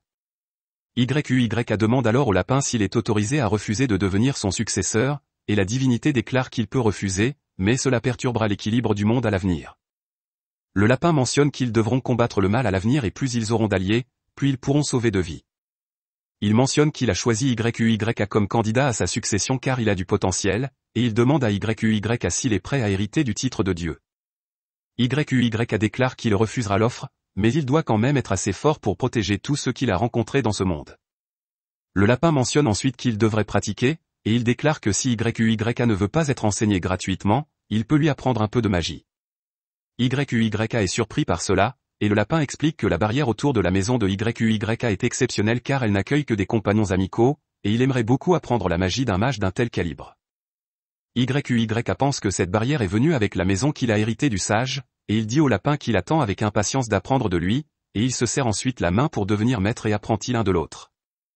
La scène coupe ensuite à YUYA combattant un sanglier en roi mithril, et le lapin déclare que c'est l'espèce évoluée du sanglier mithril qu'ils ont combattu récemment. YUYA combat le sanglier de toutes ses forces, et le voyant en difficulté, Knight tente de venir à son secours, mais le lapin arrête Knight et déclare qu'il doit avoir foi en YUYA. YUYA utilise alors son fouet pour attacher le sanglier, et il le tue avec sa lance. Le lapin pense qu'il aurait préféré le voir le battre avec un coup de pied, et YUYA remarque ensuite qu'il a obtenu un cristal magique de rang SS du sanglier roi mithril. Le lapin déclare qu'il existe encore des rangs triples et extra au-dessus de cela, et leur ennemi, le mal, est au-delà de ceci car il est de rang légendaire. Une pop-up informe ensuite YUYA qu'il a atteint un certain niveau, alors sa race va évoluer maintenant. L'évolution commence alors, et le lapin déclare que c'est assez rare pour les humains d'évoluer, et il dit à YUYA de ne pas s'inquiéter. L'évolution se termine ensuite, et YUYA est heureux de voir que son apparence est toujours la même. Il pense que cela lui a donné beaucoup de nouvelles compétences, et le lapin dit ensuite à YUYA de rentrer chez lui et de se reposer pour la journée, puis il part. YUYA espère alors ne pas se transformer au milieu du tournoi de jeux de balle, et la scène coupe à lui au tournoi de ping-pong à l'école. Il remarque que la présidente de la société de mannequins est également là, et son adversaire vient ensuite le défier. L'homme avec la présidente déclare que l'adversaire de YUYA est le champion incontesté du match national, et l'adversaire de YUYA commence le match, mais YUYA ne peut même pas répondre à son service. YUYA pense que les compétences de son adversaire dépassent le niveau d'un lycéen normal, mais c'est bien car il a affronté des monstres plus forts que lui. YUYA retourne ensuite le deuxième service de son adversaire, et il fait un trou dans la table de ping-pong avec son coup. Cela effraie son adversaire, qui se retire du match. YUYA quitte ensuite le lieu du match, et il pense qu'il est content de n'avoir blessé personne avec cela. Kaede vient alors le chercher et l'emmène au match de volley avec elle, déclarant qu'un de leurs membres a été blessé. La présidente entend cela et suit YUYA avec des caméramens. Le match de volley commence alors, et YUYA casse le terrain avec sa frappe. Cela effraie l'équipe qui joue contre eux, et ils se retirent du match, ce qui mène à leur victoire. Leur classe remporte ensuite le reste des jeux du tournoi, et YUYA est déçu de gagner à cause du retrait de l'équipe adverse. Kaori vient alors le trouver et lui demande de remplacer sa coéquipière dans un match de tennis. YUYA remarque que la coéquipière de Kaori est gravement blessée, et elle lui dit de faire attention à la balle de service de la fille. YUYA joue ensuite au tennis avec Kaori, et il remarque que Kaori n'est pas douée. Elle le manque presque avec la balle de tennis, et elle lance aussi accidentellement sa raquette près de lui. YUYA réalise alors que la fille dont Kaori l'a averti était Kaori elle-même, et il joue ensuite au tennis sans laisser Kaori toucher la balle. Il remporte ensuite le match, et YUYA enlace Kaori, la caméra de la présidente capturant ce moment. Ensuite, l'école est terminée, et YUYA remarque que Kaori l'attend à l'entrée. Elle lui demande de rentrer chez lui avec elle et le remercie de l'avoir aidé aujourd'hui. Elle déclare qu'il devrait s'arrêter quelque part pour qu'elle puisse le rembourser, et YUYA déclare qu'elle n'a pas besoin de le faire, car il est heureux d'être simplement à ses côtés. Kaori demande alors à YUYA de fermer les yeux, et elle l'embrasse sur la joue. YUYA se demande ce que tout cela signifie, et Kaori déclare que c'est un secret. Dans l'autre monde, nous voyons que la divinité des coups de pied combat la fille de tout à l'heure et utilise de la magie, ce qui surprend la fille. Elle pense que la divinité ne devrait pas pouvoir utiliser la magie, et la divinité mentionne que YUYA lui a appris comment l'utiliser. La fille pense alors que YUYA doit être plus fort que la divinité, et elle change sa cible de subjugation pour YUYA. Elle déclare ensuite qu'elle va tuer la divinité après avoir tué YUYA, puis elle s'échappe. La divinité pense alors qu'il doit enseigner ses techniques à YUYA dès que possible, afin qu'il puisse lutter contre n'importe quel ennemi qui croise son chemin. L'histoire continue, et la présidente du studio examine les clichés de YUYA dans leur nouveau magazine. Elle pense qu'ils sont incroyables, et une fois que ce numéro sera publié, tout le monde saura qu'il est le garçon de ce jour-là. Son employé se demande ce qu'il devrait faire, car les autres agences vont également essayer de le recruter, et la présidente affirme que c'est seulement une question de temps avant qu'il ne les rejoigne, et une fois qu'ils auront éliminé tous les obstacles, il ne pourra pas refuser. La scène change ensuite à la maison de YUYA, et Kaori rencontre Akatsuki. Elle aide ensuite YUYA en mathématiques, et YUYA la remercie de l'avoir aidé. Kaori lui dit de ne pas en parler car il l'a beaucoup aidé en classique et en anglais, et YUYA pense qu'il excelle dans ces deux matières grâce à sa compétence en compréhension linguistique. On explique alors que cette situation s'est produite après que YUYA a découvert que leurs examens approchaient, et il a dit à Kaori qu'il n'était pas forte en maths. Kaori a offert de l'aider, et cela nous amène à la situation actuelle. Kaori déclare ensuite qu'elle a besoin d'aller aux toilettes, et elle part, et YUYA pense que c'est la première fois qu'il a une fille dans cette maison. Il se demande ensuite si Kaori sait où sont les toilettes, et on voit que Kaori a découvert la porte vers un autre monde. YUYA vient ensuite, et Kaori s'excuse d'être entrée brusquement, et elle déclare qu'elle ne savait pas où étaient les toilettes. Elle mentionne qu'elle a senti quelque chose l'appeler, et YUYA lui explique que cette porte mène à un autre monde. Il lui dit que seules les personnes qui l'approuvent peuvent passer par cette porte, et Kaori se demande ce que YUYA veut dire par un autre monde. YUYA affirme que c'est un monde différent de leur terre, et la magie y existe, et il est capable de l'utiliser. Il lui montre alors un peu de magie, et Kaori n'arrive pas à croire ses yeux. Il mentionne qu'il a toutes sortes de pouvoirs incroyables impossibles à réaliser sur Terre, et c'est ainsi qu'il a pu protéger Kaori et les autres du feu et des voyous. YUYA demande alors à Kaori si elle aimerait voir l'autre monde, et Kaori déclare qu'elle aimerait. Il l'emmène alors dans l'autre monde, et Kaori trouve cela incroyable. Elle pense que c'est vraiment différent de la Terre, et YUYA affirme que c'est là qu'il a rencontré Akatsuki et Night. Il mentionne que Night est un fan-rire, et Akatsuki est de l'espèce Muju. Kaori se demande ce qu'est un Muju, et YUYA affirme que ce sont une sorte de cochon. Akatsuki s'énerve d'être appelé un cochon, et le statut de Kaori apparaît alors. YUYA lui explique que ce monde a un concept appelé statut, et beaucoup de choses y sont mesurées en chiffres, et Kaori pense que cet endroit est vraiment différent de la Terre. YUYA remarque que le statut initial de Kaori est plus élevé que le sien quand il est venu ici, et il lui explique qu'il est venu dans ce monde et qu'il a monté de niveau. Il a d'une manière ou d'une autre perdu du poids et transformé son apparence générale, et il affirme que c'était de la triche. Il mentionne que son vrai moi n'est pas une personne que tout le monde accepterait, et Kaori mentionne alors qu'elle aimerait voir plus de ce monde. YUYA affirme qu'il serait ravi de lui faire visiter, mais ce monde est dangereux, et ils sont en sécurité uniquement parce que cette maison est protégée par une barrière, et il y a beaucoup de monstres à l'extérieur. Il mentionne qu'il lui montrera les environs une autre fois, et Kaori lui fait promettre qu'un jour il lui fera visiter ce monde. YUYA demande alors à Kaori de garder ce monde secret pour tout le monde, et Kaori affirme qu'elle ne dira un mot à personne. Elle pense qu'ils partagent un si grand secret, et elle se demande si cela signifie qu'ils ont une relation spéciale. YUYA se demande ce qu'elle veut dire, et elle lui dit ensuite d'oublier cela. YUYA affirme ensuite qu'il devrait retourner étudier maintenant, et Kaori pense qu'elle se rapproche un peu plus de YUYA.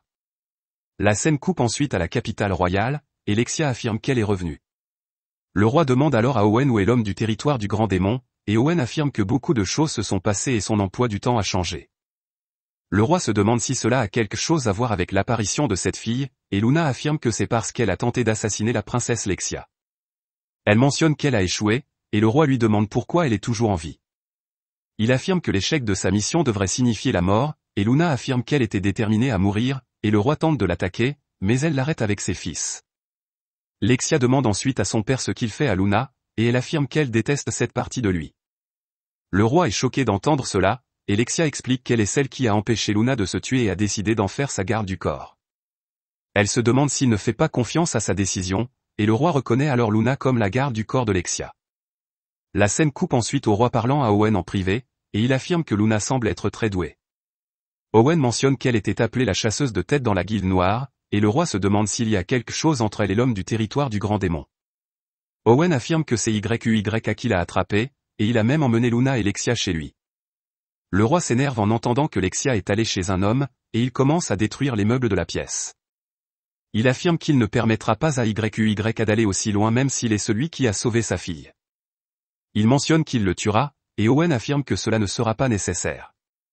Il affirme que rien ne s'est passé entre eux, et le roi mentionne qu'il ne peut pas en être sûr. La scène coupe alors à un homme encapuchonné disant au prince qu'un homme qui le soutient a demandé à la chasseuse de tête d'assassiner Lexia, mais elle a été sauvée par quelqu'un du territoire du grand démon, et la chasseuse de tête est maintenant devenue sa garde du corps. Le prince se demande ce que cela signifie, et l'homme encapuchonné affirme qu'il ne sait pas non plus ce qui se passe. Il mentionne que le roi prévoit d'inviter l'homme du territoire du grand démon au palais bientôt, et le prince affirme que c'est le moment pour son père de mourir également. Il affirme qu'il va être le roi tôt ou tard, et cela ne fera pas de mal d'accélérer les choses. Le prince donne ensuite à l'homme encapuchonné une barrière de scellement magique, et il mentionne que cela empêchera toute magie d'être utilisée à l'intérieur de son territoire, et une fois activée, cela rendra les magiciens gardant le roi inutiles. Seul Owen et la chasseuse de tête pourraient se battre, et cela rendra le reste plus facile à gérer. Il affirme qu'ils peuvent simplement mettre la faute sur l'homme du territoire du grand démon si les choses tournent mal, et il affirme que l'homme peut lui servir de tremplin. La scène change ensuite à YUYA dans un autre monde, et il affirme qu'il se dirigera vers la capitale car il a 3 jours de congé après le tournoi de Bâle.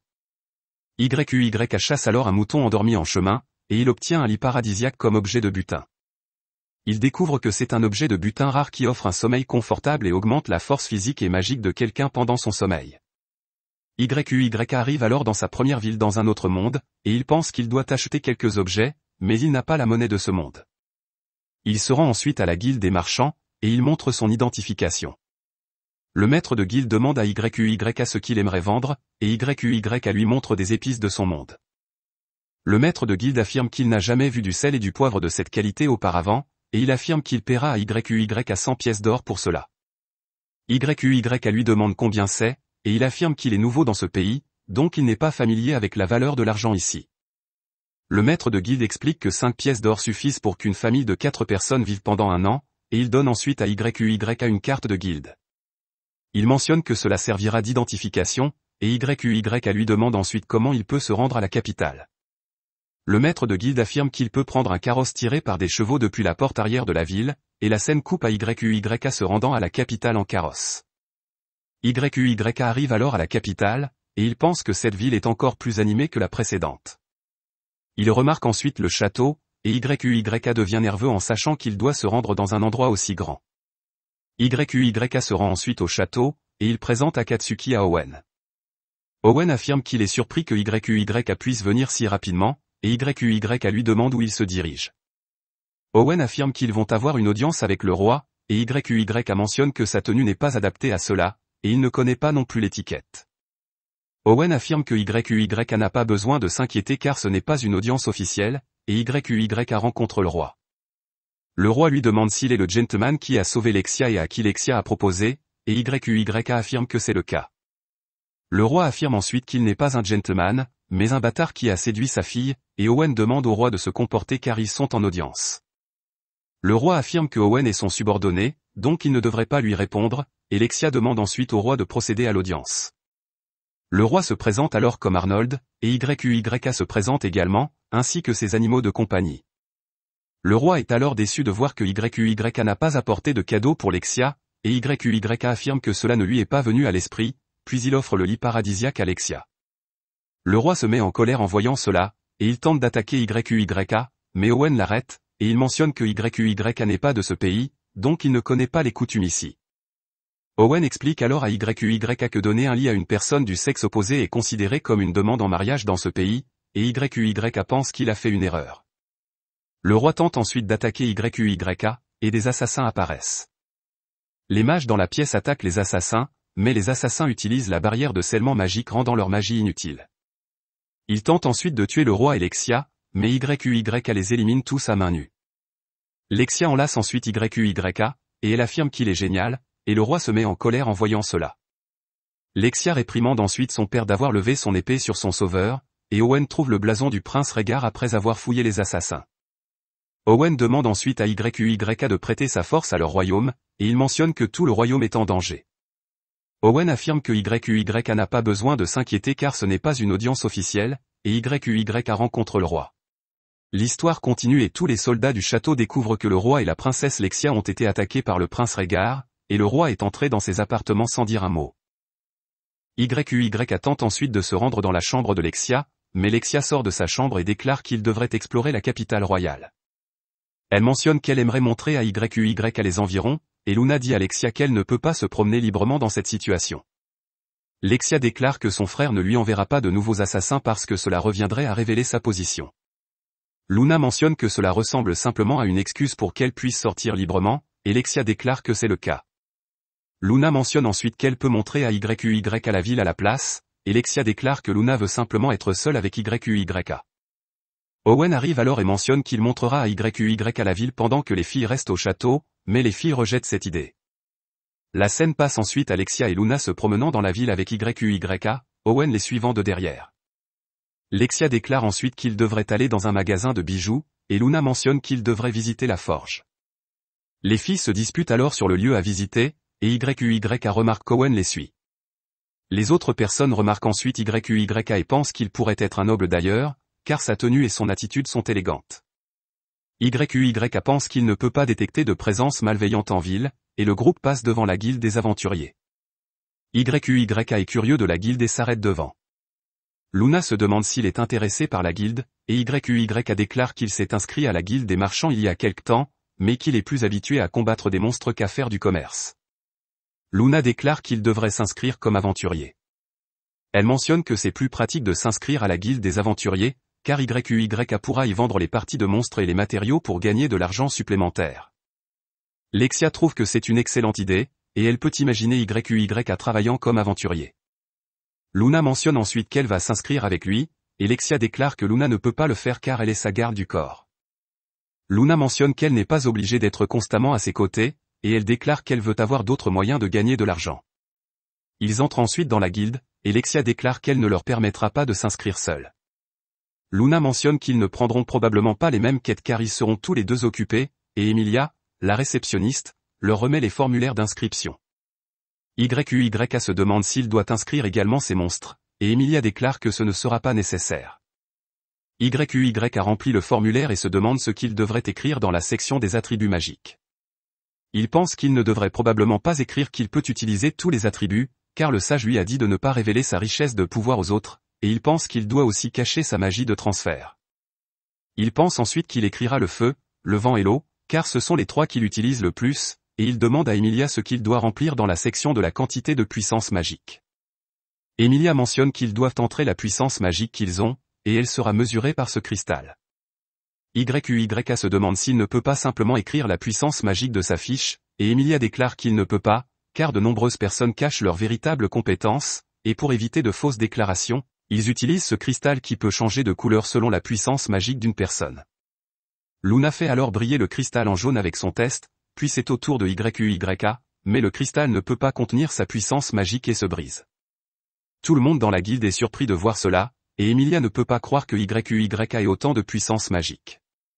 YQYA se demande s'il doit couvrir les frais du cristal, et Emilia déclare qu'il n'a pas besoin de s'inquiéter car il ne l'a pas cassé intentionnellement. Ils soumettent tous deux leur formulaire d'inscription, et Emilia demande à Luna si elle peut utiliser d'autres armes que les fils d'acier, et Luna déclare qu'elle ne le peut pas.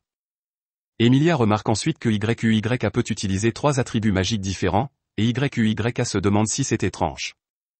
Emilia déclare qu'elle n'a jamais entendu parler de quelqu'un utilisant 3 attributs sauf dans les légendes et les contes de fées, et Lexia mentionne que YQYA est incroyable. YQYA est alors content de ne pas avoir écrit tous les attributs, et Emilia se demande si les armes principales de YQYA sont la lance et l'épée, et YQYA déclare que c'est le cas. Emilia donne ensuite à YQYA et Luna leur carte de guilde, et elle déclare qu'ils commenceront tous deux en tant qu'aventuriers de rang F. YQYA lui demande s'il y a une quantité minimale de quêtes qu'il devra remplir, et Emilia déclare que non, il peut simplement prendre des quêtes quand il le souhaite. Elle mentionne que dans le cas des quêtes de collecte, une compensation supplémentaire sera fournie si la quantité spécifiée est dépassée, mais il doit faire attention pour éviter d'épuiser toutes les plantes dans une communauté. Elle l'informe qu'il devra présenter des preuves sous forme de parties de monstres pour les quêtes de subjugation de monstres, et les détails de l'emploi seront enregistrés sur la carte de guilde afin que les membres ne puissent pas tricher. Elle mentionne que la guilde n'interviendra pas dans les litiges entre aventuriers, et elle déclare qu'elle se réjouit de travailler avec lui. YQYA et son groupe regardent ensuite les quêtes affichées à la guilde, et il ne peut pas choisir parmi les nombreuses quêtes devant lui. Une fille arrive alors, et elle s'accroche à YQYA. Elle déclare qu'elle est aussi une aventurière et qu'elle aime se rapprocher des personnes fortes. Elle mentionne que c'était incroyable comment YQYA a réussi à casser le cristal magique, et les filles essaient de l'éloigner de YQYA. La fille déclare que son nom est Grenat, et elle part en disant qu'ils devraient prendre une quête ensemble quand ils en auront l'occasion. Lexia déclare alors qu'elle devrait aussi s'inscrire à la guilde pour protéger YQYA de ce genre de personnes, et YQYA mentionne que cela ne ferait que troubler Owen. Lexia déclare ensuite que comme elle ne peut pas s'inscrire officiellement, elle cherchera simplement des quêtes où elle pourra les aider. La scène passe ensuite au groupe lors d'une quête de collecte d'herbes, et ils récoltent l'herbe de guérison. La compétence d'identification de YQYA lui indique la bonne façon de collecter l'herbe, et Lexia pense qu'aspirer l'air frais et mettre de côté ses tâches royales ennuyeuses et rafraîchissant. Lexia pense qu'il devrait faire un pique-nique la prochaine fois, et Luna déclare que la collecte des herbes n'est pas difficile, mais qu'il est important d'éviter d'endommager les racines en le faisant. Lexia mentionne ensuite qu'il devrait faire un concours pour voir qui peut collecter le plus d'herbes, et le gagnant pourra passer une journée seule avec YQYA.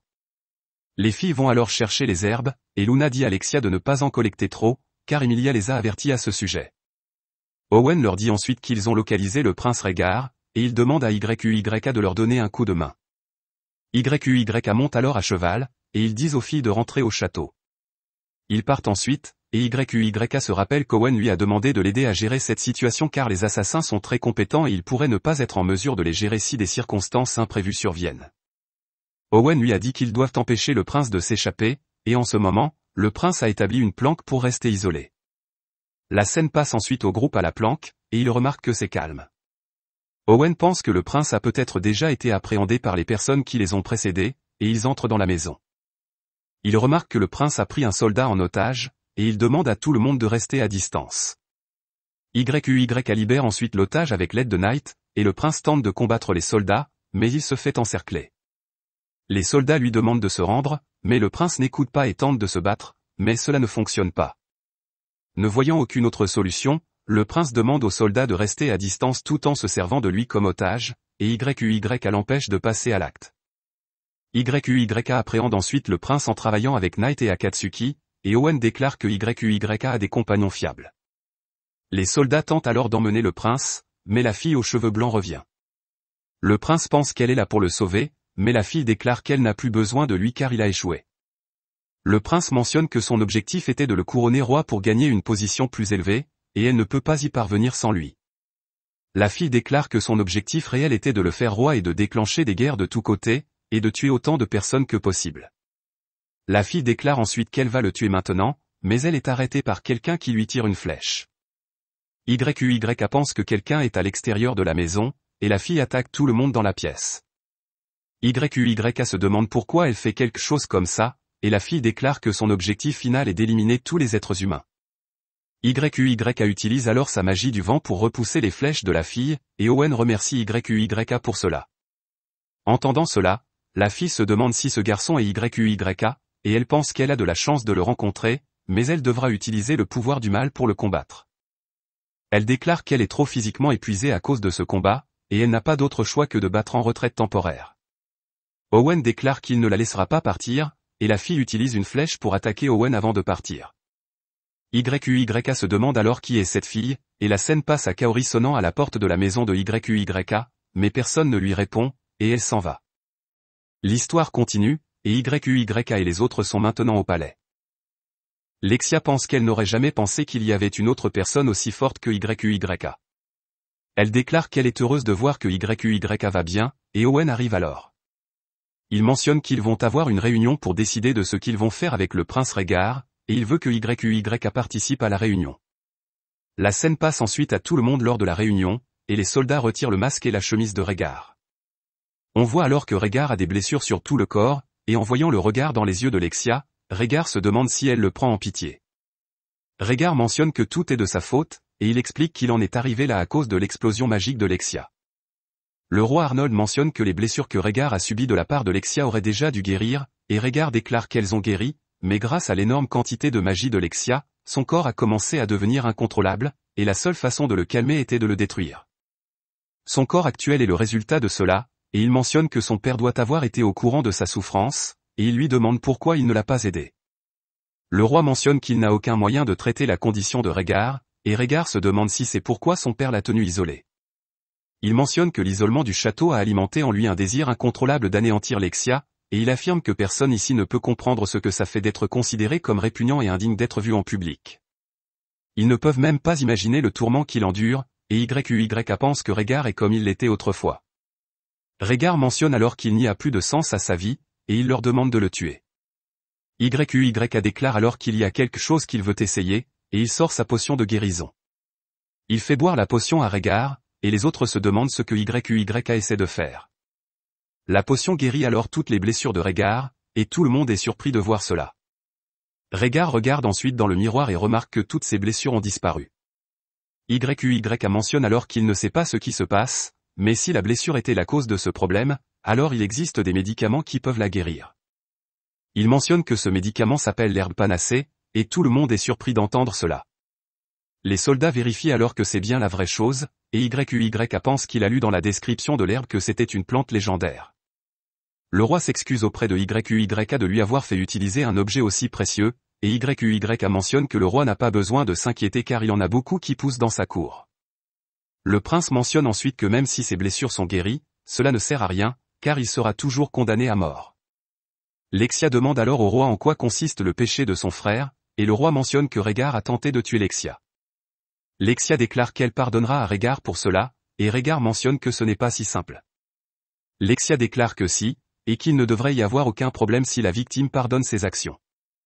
Le roi mentionne ensuite que Rhaegar l'a également visé, et Lexia dit à son père qu'il devra pardonner à Rhaegar également, et alors la situation devrait être résolue. Le roi hésite à le faire, mais en tant que père indulgent, il cède finalement aux demandes de Lexia. Lexia mentionne alors qu'elle aimerait bien s'entendre à nouveau avec son frère, et Rhaegar pleure en entendant cela. Rhaegar remercie ensuite YUYA pour tout ce qu'il a fait, et le roi change de sujet pour accorder une récompense à YUYA. Lexia déclare que YUYA devrait l'épouser comme récompense, et Luna mentionne que YUYA devrait plutôt l'épouser. Les filles se battent alors pour savoir qui va épouser YUYA, et Rhaegar suggère quelque chose au roi. Le roi mentionne alors qu'il accordera à YUYA le manoir et les terres de Rhaegar, et il lui conférera le titre de baron chevalier. Plus tard, YUYA se rend dans une pièce du château et mentionne qu'il restera au château pour la nuit. YUYA mentionne ensuite qu'il se sent fatigué aujourd'hui, et il s'endort. En dormant, YUYA rêve de se battre contre la fille aux cheveux argentés, puis il se réveille.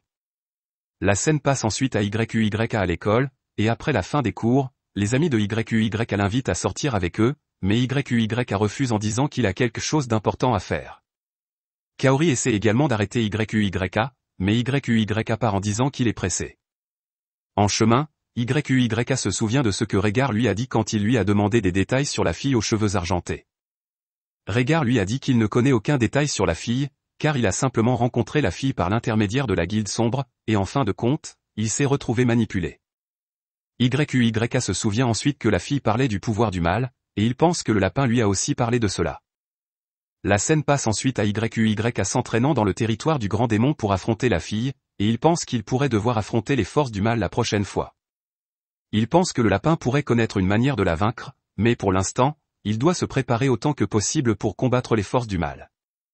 La fille attaque alors YQYA, et YQYA lui demande pourquoi elle l'attaque.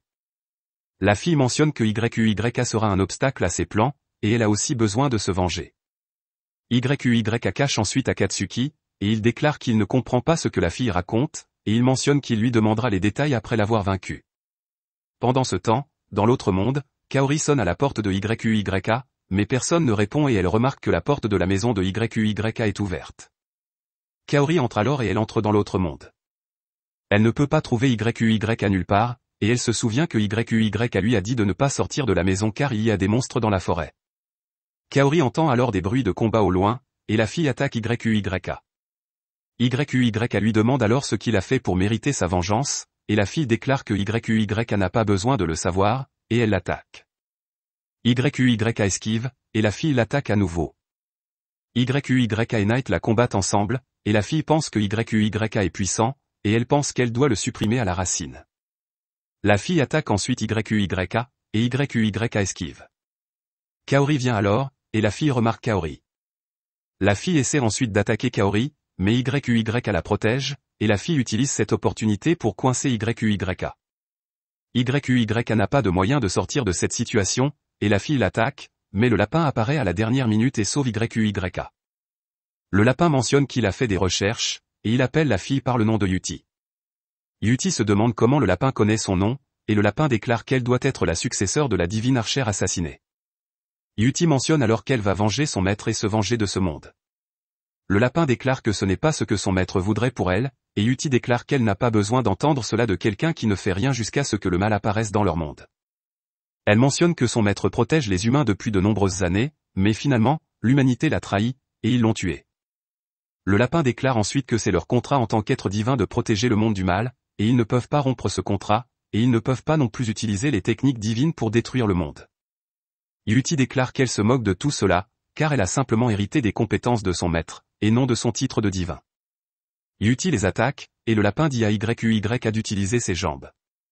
YQYA essaie, mais il est attaqué par Yuti, et le lapin lui dit ensuite de copier le mouvement qu'il a utilisé plus tôt. Yuti les attaque à nouveau, et YQYA utilise la compétence du lapin pour contrer l'attaque. Cela donne à Night et au lapin une ouverture pour attaquer, et il la frappe fort. Le lapin déclare qu'il doit se battre pour protéger ce monde en tant qu'être divin, et Yuti mentionne que les gens qui ont tué son maître ne valent rien. Elle déclare qu'ils sont sans valeur car ils continuent simplement à se livrer à des conflits laids, et le lapin mentionne que ce n'est pas à eux de décider de leur valeur. Yuti déclare qu'elle les détruira tous s'ils ne peuvent pas décider de la valeur des humains, et elle commence à utiliser le pouvoir du mal. Le lapin pense que Yuti s'est transformé en un être divin maléfique, et Yuti combat ensuite le lapin. YQYA ne peut pas croire que Yuti tienne tête au lapin coup pour coup, et Akatsuki sort de sa cachette. Il utilise ensuite sa compétence du terrain sacré pour faire perdre à Yuti tous ses pouvoirs du mal, et YQYA l'achève. Le lapin explique alors qu'il y a d'autres êtres saints dans ce monde, en plus des divins, et ce cochon en est également un. Le lapin mentionne ensuite qu'il laissera Yuti aux soins de YQYA car elle ne peut plus utiliser les pouvoirs du mal, et il part. Yuti se réveille alors, et YQYA lui demande quel genre de personne était son maître. Yuti mentionne qu'il était un homme bon débordant d'amour, et elle se met à pleurer. Kaori vient alors voir YQYA, et YQYA remarque un monstre derrière elle, et il utilise sa lance pour le vaincre.